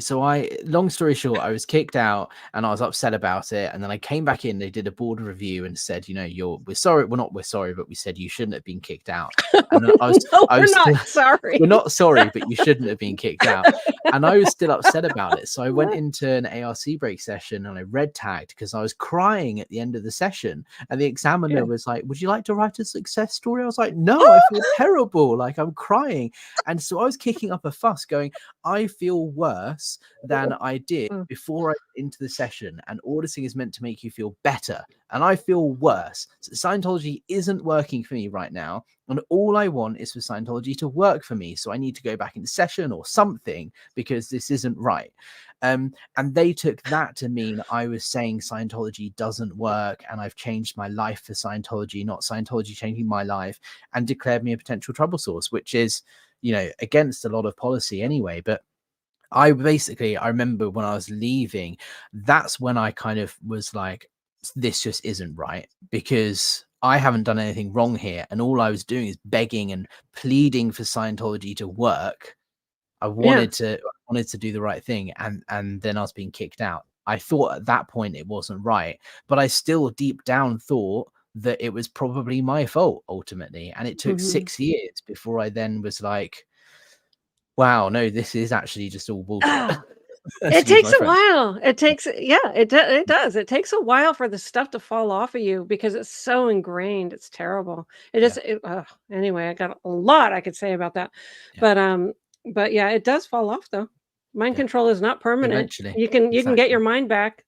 Yeah. I mean, there are still, triggers and times when you get really upset in certain situations and everything, and they physically abused me, but anyway, all that to say, I'm glad we're going you're to keep out fighting now. this place. Yeah, and you're standing very up much against so. it, and that just shows your strength and courage, right? That you're not going to just fade away and let this be something that happened in the past. You're actually taking it head on, right? Otherwise, they get away with it. Yeah. So no, I'm not going to. And here's another question. Super anxiety chick question: Could the Aftermath Foundation get Rosemary's story to, let's say, the New York Times or other major outlets? Great question, Amy. Yeah, well, things are happening behind the scenes, and the world shall know about it. Amazing! I can't wait. Goosebump 801. Aaron and his lawyer friend Zach were talking about how Miscavige will pass through customs at the private airport, assuming he's borrowing John Travolta's plane, may or may not get inspected closely. Yeah, I think we touched on this earlier. They're at both Farnborough Airport and Biggin Hill, which are the two he's most likely to arrive on. They have a private security terminal building. So he'll come off the plane, he'll go in, and he'll have a one-on-one meeting with someone from Border Force who will check his passport and do all that sort of stuff and make sure he's got the right visa. And then he'll have his bags checked and everything. And then he'll go either straight onto a helicopter, or he'll then go into a car and a motorcade, or whisk him off to Tom Cruise's house in Biggin Hill, or straight to Saint Hill. But either way, when he lands in the UK, he will have to be processed by customs. So the question is, can we get the court case to, there are certain things that need to happen. There needs to be a court order, and it needs to then be sent from the court here in the US to the central authority here in the UK, for it to then be passed down to a barrister or a King's Counsel, to then go and enforce the service through the UK government. And that is one of the places they will do it, at the airport, if we can get that process started. The difficulty is it does require an order from the court in the US to say, yes, we approve this service to happen in the UK, because we've been unable to do it in the US. So it's completely dependent on whether the judge wants to grant that order or not. Right, and I hope, if the people who want to serve David Miscavige and haven't been successful so far are really serious about doing it, then they would take those actions. Yes, and I've been Honestly. speaking to the legal teams in the US that are involved in these cases, and I've said, look, this is the process. I'm here to help in any way that I can. I've done a lot of research and speaking to them and just trying to say, hey, look, this is an opportunity. It's your case. Yeah. You decide, but if you want to, this is how to do it. Bless you for doing that. Awesome. Island Lady, the IAS protest, is that on one day or all 3 days? It's all 3 days, but the main event is on the Friday, the 3rd. Perfect. Whoops. Great. I just unstarred one on accident. I'd say. Yeah, I forgot what it said. I Okay, don't know which one it there we go. was. Do you want to read this one out? That's okay. Yes. So it says the IRS and the US are total wimps to not have revoked COS tax exempt status long ago, but especially now in the face of all the evidence that's been served up on a silver platter. It has been served up on a silver platter. I can tell you that right now. I'm so mad with this stupid IRS situation. Because they were blackmailed into giving tax exempt status with all the lawsuits, like 2,000 lawsuits filed against individual agents and it was just blackmail. And Marty Rathbun, who was involved in it, told me to my ears directly when I went and saw him in Texas. Matt and I were the first people that saw him after he left, because he knew Matt and he reached out to him privately. And so we flew out there right away. And I had very specific questions for Marty in the free world to ask him. One of them was about the IRS. And he said that they filed so many lawsuits, and it was all during the holidays, and they were so wrapped up in the red tape of it. It was a nightmare for them. And they were, requesting all this information that they were having to work around the clock through their holidays to get the information. And he went in and told them, the commissioner, that if they are granted tax exempt status, all of the lawsuits, the 2,000 of them, will turn off like a faucet. Yeah. And they were given tax exempt status, and all of the lawsuits were turned off like a faucet. So that's called blackmail.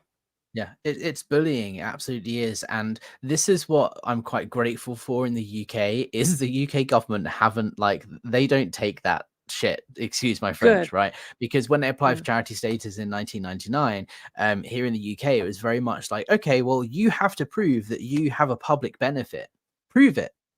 And Scientology just couldn't do it. And there's no amount of harassment or bullying or lawsuits that you can do to change the fact that they had to prove that they benefited the public and couldn't do it. Yes. So yes, I'm quite thankful for the British legal system, for the fact that they're not good. taking it.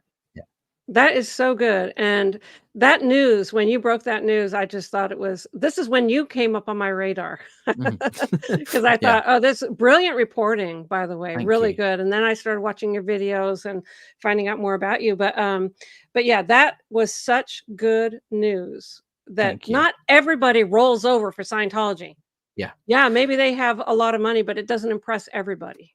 Yeah. Yeah, thank you. And that's what I'm trying to do is, send Freedom of Information Act requests and just ask and find out and say like, hey, what's going on? What's going on? And, pestering people and getting the answers and then just reporting on it. It takes a lot of work, but it's worth it.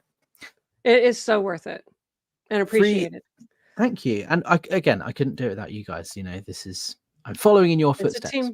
It's a team. Team effort, yeah.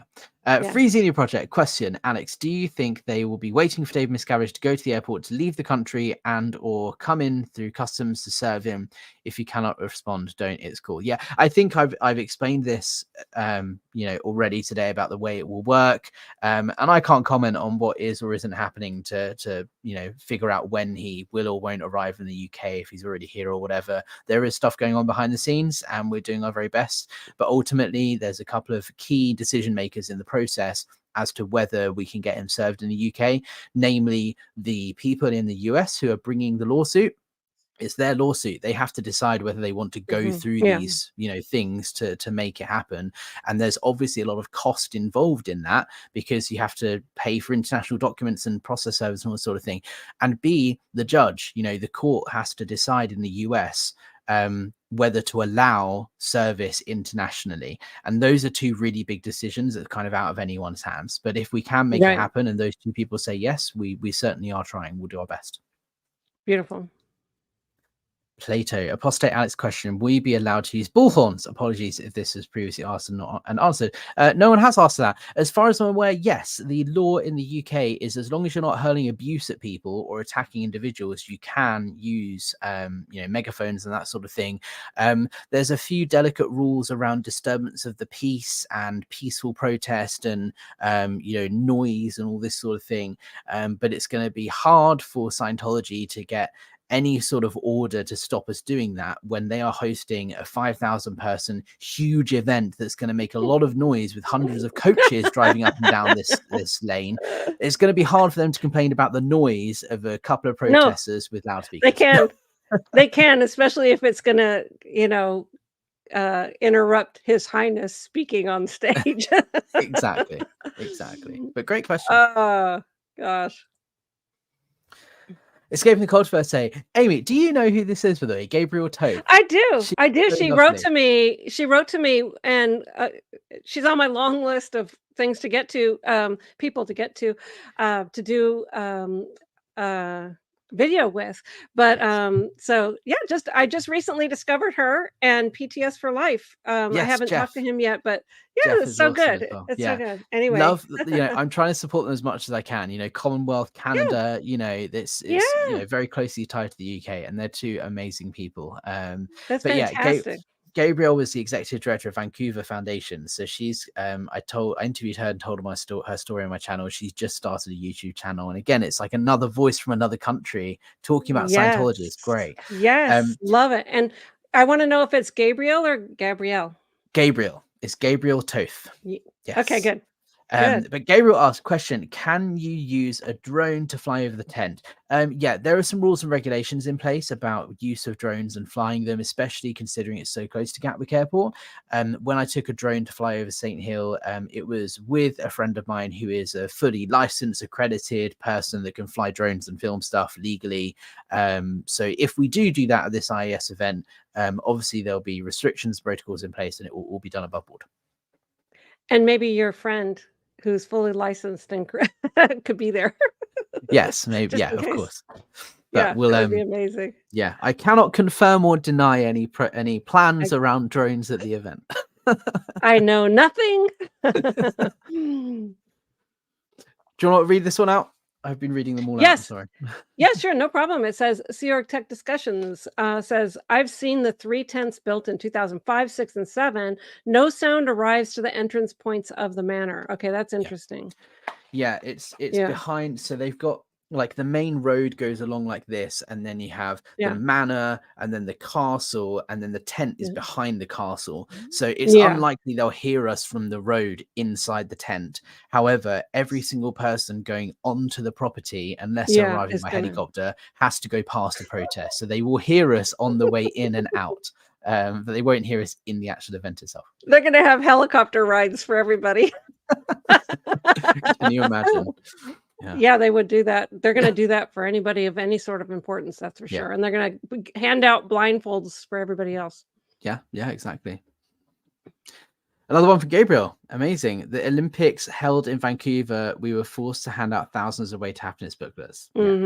That's the sort of work that the IAS are doing. Like, look how great we are helping all of these people handing out booklets. We did the same thing here when the Olympics was in London, handing out Truth About Drugs booklets. They hired a big red bus and went out, and filmed it going, look how amazing Scientology is. We're a part of the Olympics. They weren't. They just like stationed themselves on one day in front of some event that was going on and took pictures to make it look like they were involved in the Olympics. They weren't. Yeah. I don't remember what place I was going into. Probably a nail place or a hair place or something like that. And there was a Way to Happiness booklet there. Oh, it was a funeral home. It was a funeral home where I was doing a service, and it was like on display, and the Way to Happiness booklet. And I said, do you know what this is? Yeah. And I explained to them everything. And needless to say, that thing was in the garbage real fast. Oh yeah, absolutely. We Yeah. had riots in London in 2011, and I remember putting on the big yellow volunteer minister jackets, and I was going around handing out Way to Happiness booklets, and it was a big PR story. It was a big thing, like, look at how much help we're being for these, communities that have been destroyed by fire and these riots that were going on. It was huge, and we Mhm. look how amazing we are. In reality, it was me as like a 15-year-old going around handing booklets out that are the way to happiness. Like you mentioned earlier, that doesn't help someone who's had their whole life and house destroyed by chaos I and know. destruction. But that's what we were No. doing. And we thought that it was Yeah. helpful at the time. So you were how old were you when you started About all this book 16, sales stuff? 15, 16 when I joined. Yeah. I was Yeah. 14, and they had me on the streets outside body rotting people in. Mm. And even in downtown 15 years old, downtown Seattle, you know, young, long blonde hair on the street, body rotting people in. Yeah. And, it's not safe. No. Stupid idiots. No, not at all. I was, that's what I loved doing. I was going out being like, hey guys, come and join Scientology. I hadn't even read Dianetics when I was first selling Dianetics. Of course not. Oh, This one this is a good says, question for you. Yeah. Okay, so this is from LS. It says, Alex and Amy, amazing. I hope the documentaries about Serge and Rosemary can end up on HBO, Amazon, or Netflix so more people know how awful they are. Yeah, that would be amazing. Um, yeah, I mean, we have a lot of connections and everything like that. I don't know about, you know, a full movie or whatever, but we shall see. It's Yeah. definitely going to, it's not over. It's going And to have a lot of legs. you know what's great as well about YouTube is that you don't have to jump through all these legal loopholes and signing things. Like, there's so many people involved in making a documentary that, like, there are so many people that will edit it, change it. Things get left on the editing room floor, things get cut out, and things get taken out and not approved.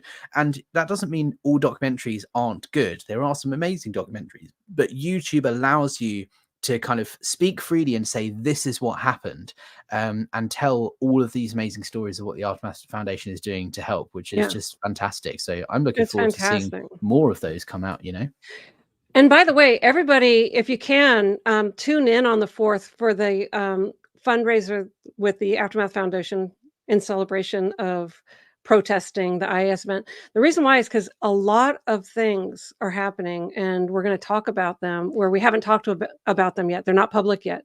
So it's Oh, going to have some exciting. really, yeah, it's going to have some really, really good things that people are going to be super stoked about. Anyway, so it will only be found out there. This one says, yes, Amy, and silence is complicity. Thank you, Amanda. I know. And one of the things that I have as my intro to all my videos is a quote that says, silence in the face of oppression is, oh no, silence in the face of injustice is complicity with the oppressor. And it is. So Mm. that's why I can't be silent, because it is complicity if I just zip my lips on stuff that I know, and I know a Yeah, lot. This is absolutely. from Free Xenu Project of Farsight. Comment, I know exactly what you mean about injustice. However, I don't see red, I see neon green. But that could just be because of the color of my blood. Who knows? I think so. I think so, you alien. Oh, I love it. I I love had it. to star that one because I thought it was funny. Okay. This one's from Kathleen that says, Dear Amy, random question. Was your uncle a Scientologist? I starred that because hell no, he was not. My uncle was Dick Scobee, an astronaut that went up in the Yes. Challenger. That sadly, he went up one time. And I got pictures from outer space from him. Wow. And he was a photographer on that one and a pilot. And they were fixing a satellite out in orbit. And then the next time, obviously, he was the commander of that flight that blew up after takeoff. And he was never a Scientologist. No, definitely not. Mhm. So he wasn't going to try and find Xenu then? No. He was on like a real No. actual space mission, right? Yeah. Yeah. Wow. Tracy Christensen, question: what would TC do if confronted with the recordings of his auditing sessions, which was promised wouldn't happen? You know, I wish the celebrities would just, listen for a minute and know that there's listening, talking, looking, cameras, audio, everything going on with their sessions. Okay. And they're talked about. They're all watched and they're all talked about. Okay. So how do I know personal things? I was in management and I know a lot about different people. So that's because the information on a need to know basis And also, is like, made known. David Miscavige will come up with whatever lie he possibly can to keep Tom Cruise happy. So he'll come up with some sort of lie, like they were recorded so that I personally could oversee them to make sure they were done correctly so that you were given the best service. Like whatever it is, he'll come up with some lie that Tom Cruise will kind of be like, oh, okay, I can understand Yeah, how that was I don't done now. even I don't even think that would happen because they're told that they're not being Right. recorded. They're told that they're not. And I remember Matt was there when John Travolta specifically said to make sure that there was no recording, nothing, right? In an auditing room. He goes into a session and he walks out, and 2 rooms down, which John didn't see, but if he did, he would have hit the roof, were all the executives watching the session. And Matt saw him No. walk out and then watching that room that he was just in. So he saw it with his own eyes. And so I wish that they would know, and that David Miscavige gleefully talks about the details of some of the things that come up in these people's sessions as the only one that knows, and so It's he's in the know. disgusting. And It's gross. It's yeah, meant to be private, It's this totally, spiritual count. If you look at it as a counseling, a therapy session, you wouldn't want anybody other than your therapist or 1 or 2 other people that might need to know it to help with your case or whatever to know about it. absolutely. It shouldn't be public knowledge. It's disgusting. No, it is. That's why That they're one not for a Gabriel. church. Yeah, exactly. Question: Alex and Amy, don't you think DM will be heavily guarded and insulated from anyone coming within 10 feet of him? Yes, Yeah. absolutely. He will have bodyguards and all sorts. Mhm. With regard to the service thing, there are certain ways of serving someone in the UK that are perhaps slightly different to the US and different authorities and things like this when it comes to private property and what counts as service. So if you're asking this Gabriel to talk because you're asking about the serving him legal papers, regardless of whether he's got bodyguards and so on, that shouldn't get in the way of him being served legal papers. That's really good news. Oh, talk of the devil, here he is, COB himself. Hi I there, don't know it's if I me, could use that face. Fake Space Navy Davy. I'm waiting for mine to arrive. I did order in the pre-sale as soon as they were Oh, available to yeah. us, but it's obviously shipping internationally takes a while, but I'm sure mine's Yeah. on the way. Oh, yeah, yeah, for sure. Yeah. Claire had like an all hands with her kids to get all these things boxed up because there was a lot of orders. Oh, I bet. Uh, This is one for you, I think. Manna, Manna says, Amy, that stretched picture of you is barely recognizable as you. That means you saw it. We know how beautiful you are anyway. Thank you so much, Manna. Yeah. Well, that's in my backyard. So somebody creepy crawlied into taking pictures of me in my backyard where I had a pool and I was swimming. And they also threw 2 dead rats into my pool because Jeez. I spoke to ABC Nightline. And so Oh they my were God. saying me and Matt were rats on Scientology. Dead Wow. rats. Yeah. Oh, they all kinds of stuff. Real And I've got fun. all of this to look forward to because I'm sure I know that they contacted Kirsten Powell the other day because of this news article that's coming out, because the newspaper has to ask for their comment. And I'm going to be doing a video very soon about the response that Okay. happened in response to that. But you can tell they were completely blindsided. They were like, what protests? Hold on. The first they'd heard of it. So I'm sure I'm on their radar now and they are devising Yeah. some Oh, sort of you've plan. been on their radar. Oh, Oh, you've been on the radar for a long time since you first opened your mouth, and they can also assess the threat with how creative you are, and you're up there. So, Well, look, I'm uh, here ready to film anything and everything, and anything that does that's happen will good. be up on YouTube in a matter of hours. So they And know what's going to happen. if we don't hear from you, we'll send the police over to check on you. Excellent. Oh. Love it. Sunflower 71101 question: Apostate Alex, has Scientology reached out to you to bribe you back into the cult yet? Love the SP community. Oh yeah, did I not mention I took off a huge payoff and I'm actually a big OSA spy? No, I'm joking. No, I haven't been contacted by them. The last I heard from Scientology was probably just under a year ago. I had a couple of conversations with people in the org that weren't aware of me speaking out before I started my channel, but after I'd spoken out publicly. Couple of little conversations, but I think they were just trying to get me back in. They didn't realize that I'd spoken out. Since starting my channel, I haven't heard from anyone officially in Scientology. I've heard from insiders and people feeding me information and stuff, but in terms of OSA or people in the church trying to get me back, no, nothing. I'm persona non This grata. isn't something they ever tried with me either. No. Yeah, I can't be bought. Too bad, Scientology. DP Neverin question. Thank you for the super chat. Question: is there an RPF in the UK? Yes. I mean, well, the last I heard is the RPF officially doesn't exist anymore, but it's the same as the Guardian's office that doesn't exist. It's just been rebranded and called OSA. The RPF doesn't exist, but that doesn't mean they're not still doing that. They just call it something different. Yeah, it's the DPF, Dex Project Force, or something. There's something, because there's no way. Those references, L. Ron Hubbard devised this stupid punishment, and even though Ken Urquhart is the one who wrote the issues about it, L. Ron Hubbard is fully aware, and there's a lot of policies that are flag orders concerning the. Believe me, I'm an expert on the RPF. Yeah, absolutely. And so I find it really hard to believe that it doesn't exist anymore, because it was so much part of the Sea organization. I did it 4 freaking times.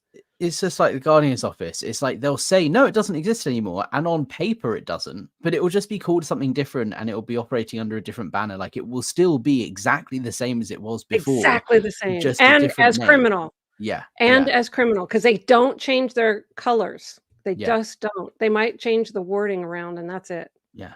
And the answer is, as far as I'm aware, yes, it is in the UK, particularly. You know, Mike Grinder talks in his book about being thrown in the lake at Saint Hill in the wintertime around the IAS event. It was around this time of year where it's starting to get really cold in the UK. Mike Grinder was thrown in the lake as punishment. And I point this out in the drone video that I did. I said, this is the lake where Mike Grinder was thrown in, and Mark Yeager, I think. I saw that. I saw that. Oh, I loved that video because I've never seen it from the air. I've never seen, you just see well, no one's ever done that. There's never been a drone fly over before. Yeah. So nice. So good. Thank you. Really good. But yeah, I think that the RPF definitely does exist in the UK, and there are elements of it in every org. You know, it won't be called the RPF at London org, but there'll be certainly amends, and there'll be messed work that goes on.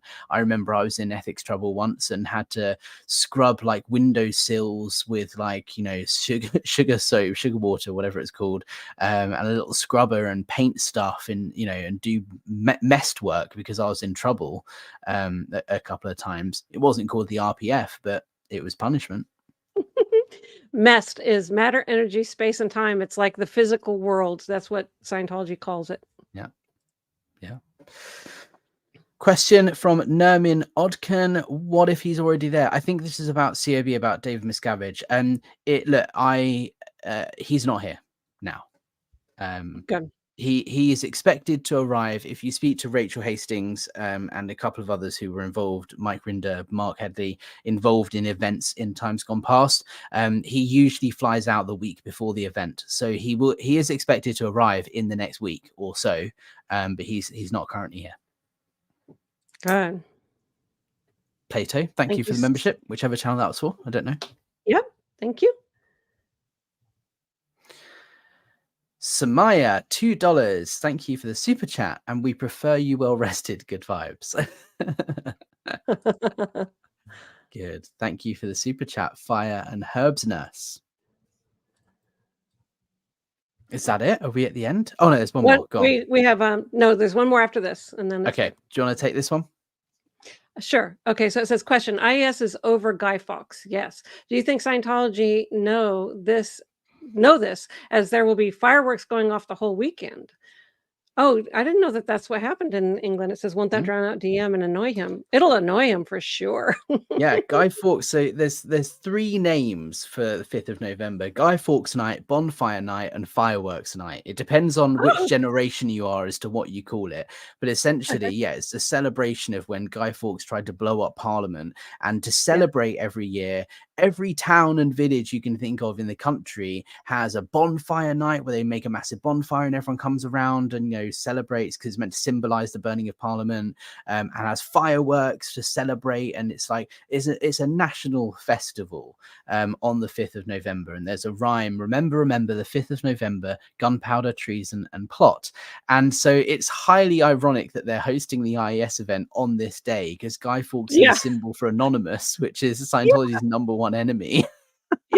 And there will be lots of fireworks going off. So yeah, I don't know if it was an oversight or whether it was deliberate or what, but yeah. I mean, they probably don't care also, because aren't they like so far away from anything really? Yeah. You know? I mean, even the nearest town is, 10, 15-minute drive away. So they're not like, they're in the middle of nowhere. Right. Yeah. So I don't think it's going to affect them very much, but yeah, too bad. Yeah. But here's the last one. SP Chef and CHF is Swiss francs. So thank you from Switzerland. Thank you. Amy and Alex, do you remember the first channel or video you saw on YouTube that was critical towards Scientology that made you want to find out more? That's a really good question. I don't know if I remember the first one I watched, but the first one that helped me start thinking about it critically was probably Chris Shelton, because I was watching certain channels and I was like, oh, I feel like that was too, like, there are some channels that talk about Scientology in a more attacky way of like, this is really bad and they shouldn't be doing this, and this is what's happening right now in the news. And there are other channels who talk about like John Atack, talking about the, psychology behind it all. And then I think for me, I resonated with Chris's, I can't remember which video it was, but he was talking about it in a real balanced way of like being honest about the attacks of like, this is what's going on in Scientology, but this is why, and this is what's going on in the brain. And at that moment in time, that's what I needed to hear to start the cogs turning in my head of like, oh, hold on, maybe this has happened to me as well in my story of Scientology.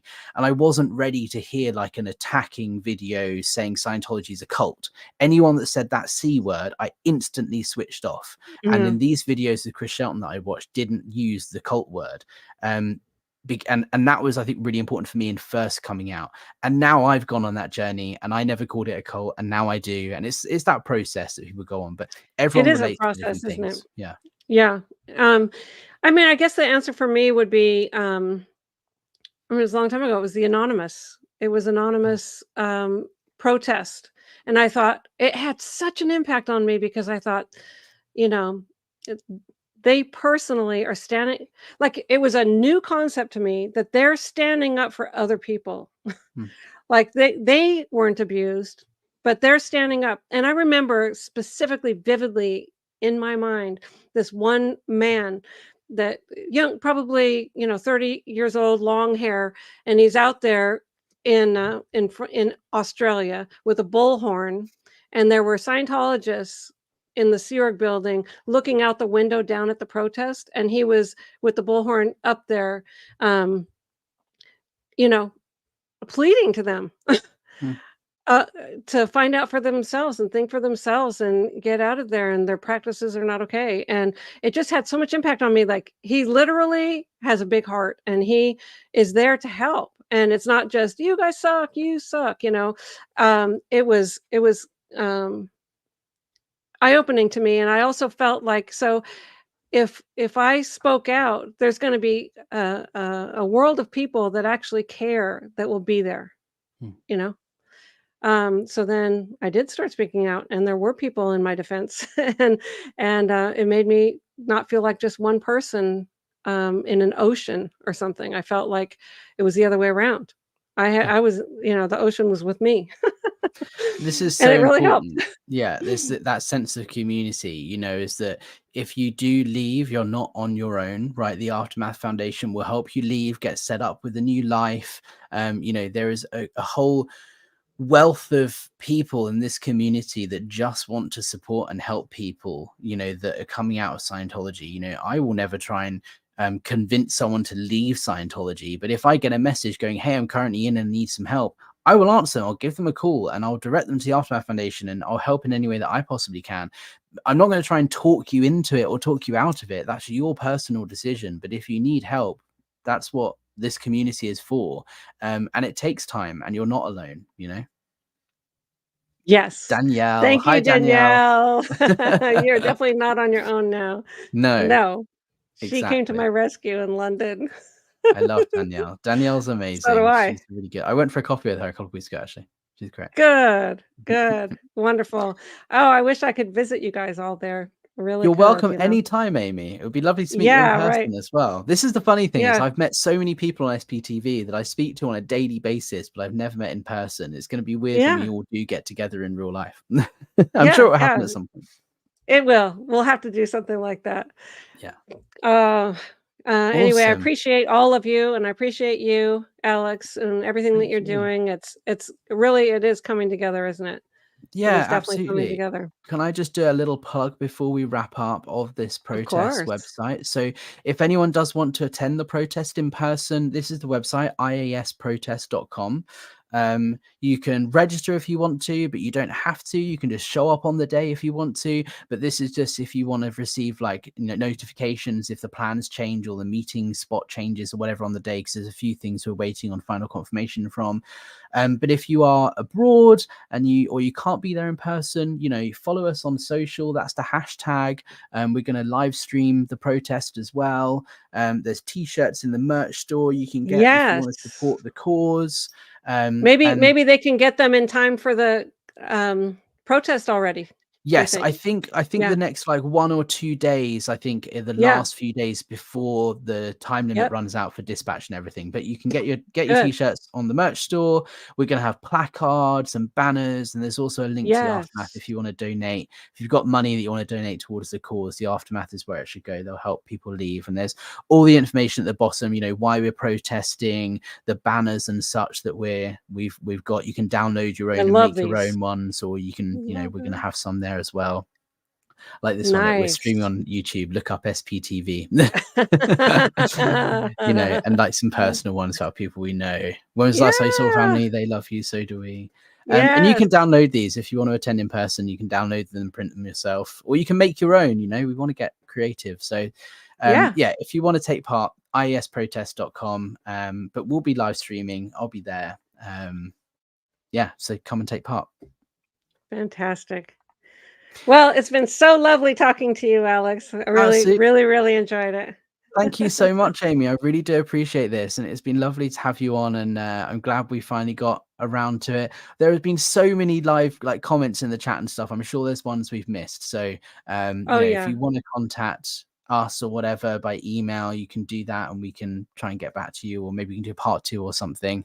I'm always Yes. here. Like Plato. Thank you, Plato. I just wanted to acknowledge you. Members Thank on you. both of our channels today. Yes. Thank you, I'm sure Plato. that there's plenty that we missed, but boy, just thank you everyone for being here. And you can also write your comments, after this gets put up, after we end this, you can always add your comments and we'll come back and look and answer any Yeah. questions too. Absolutely. Alrighty, Amy, thank you so much. And thank you everyone for watching. If you want to support the channel, have you got coffees, Amy? Can people buy coffee for you, or is it just channel memberships and merch? Like, how do people support your channel if they want Yeah, to? channel memberships and merch. Yeah. Yeah. Okay. I don't know if I Amazing. have coffee. I think I have coffee. I don't know if I have Okay. coffee. Well, amazing. If people want to support your channel, they can buy your book as well, right? You've got merch Yes. and books. Yeah. On my they can buy my book. It's at my store, and it's also at my website, which is scobee-publishing.com. Amazing. Alrighty. And if you want to support my channel, there's a link down below, buymeacoffee.com/apostatealex, or merch at apostatealex.com. But otherwise, thank you so much for tuning in, and we'll see you guys on the next one. Bye for now. Yeah, bye.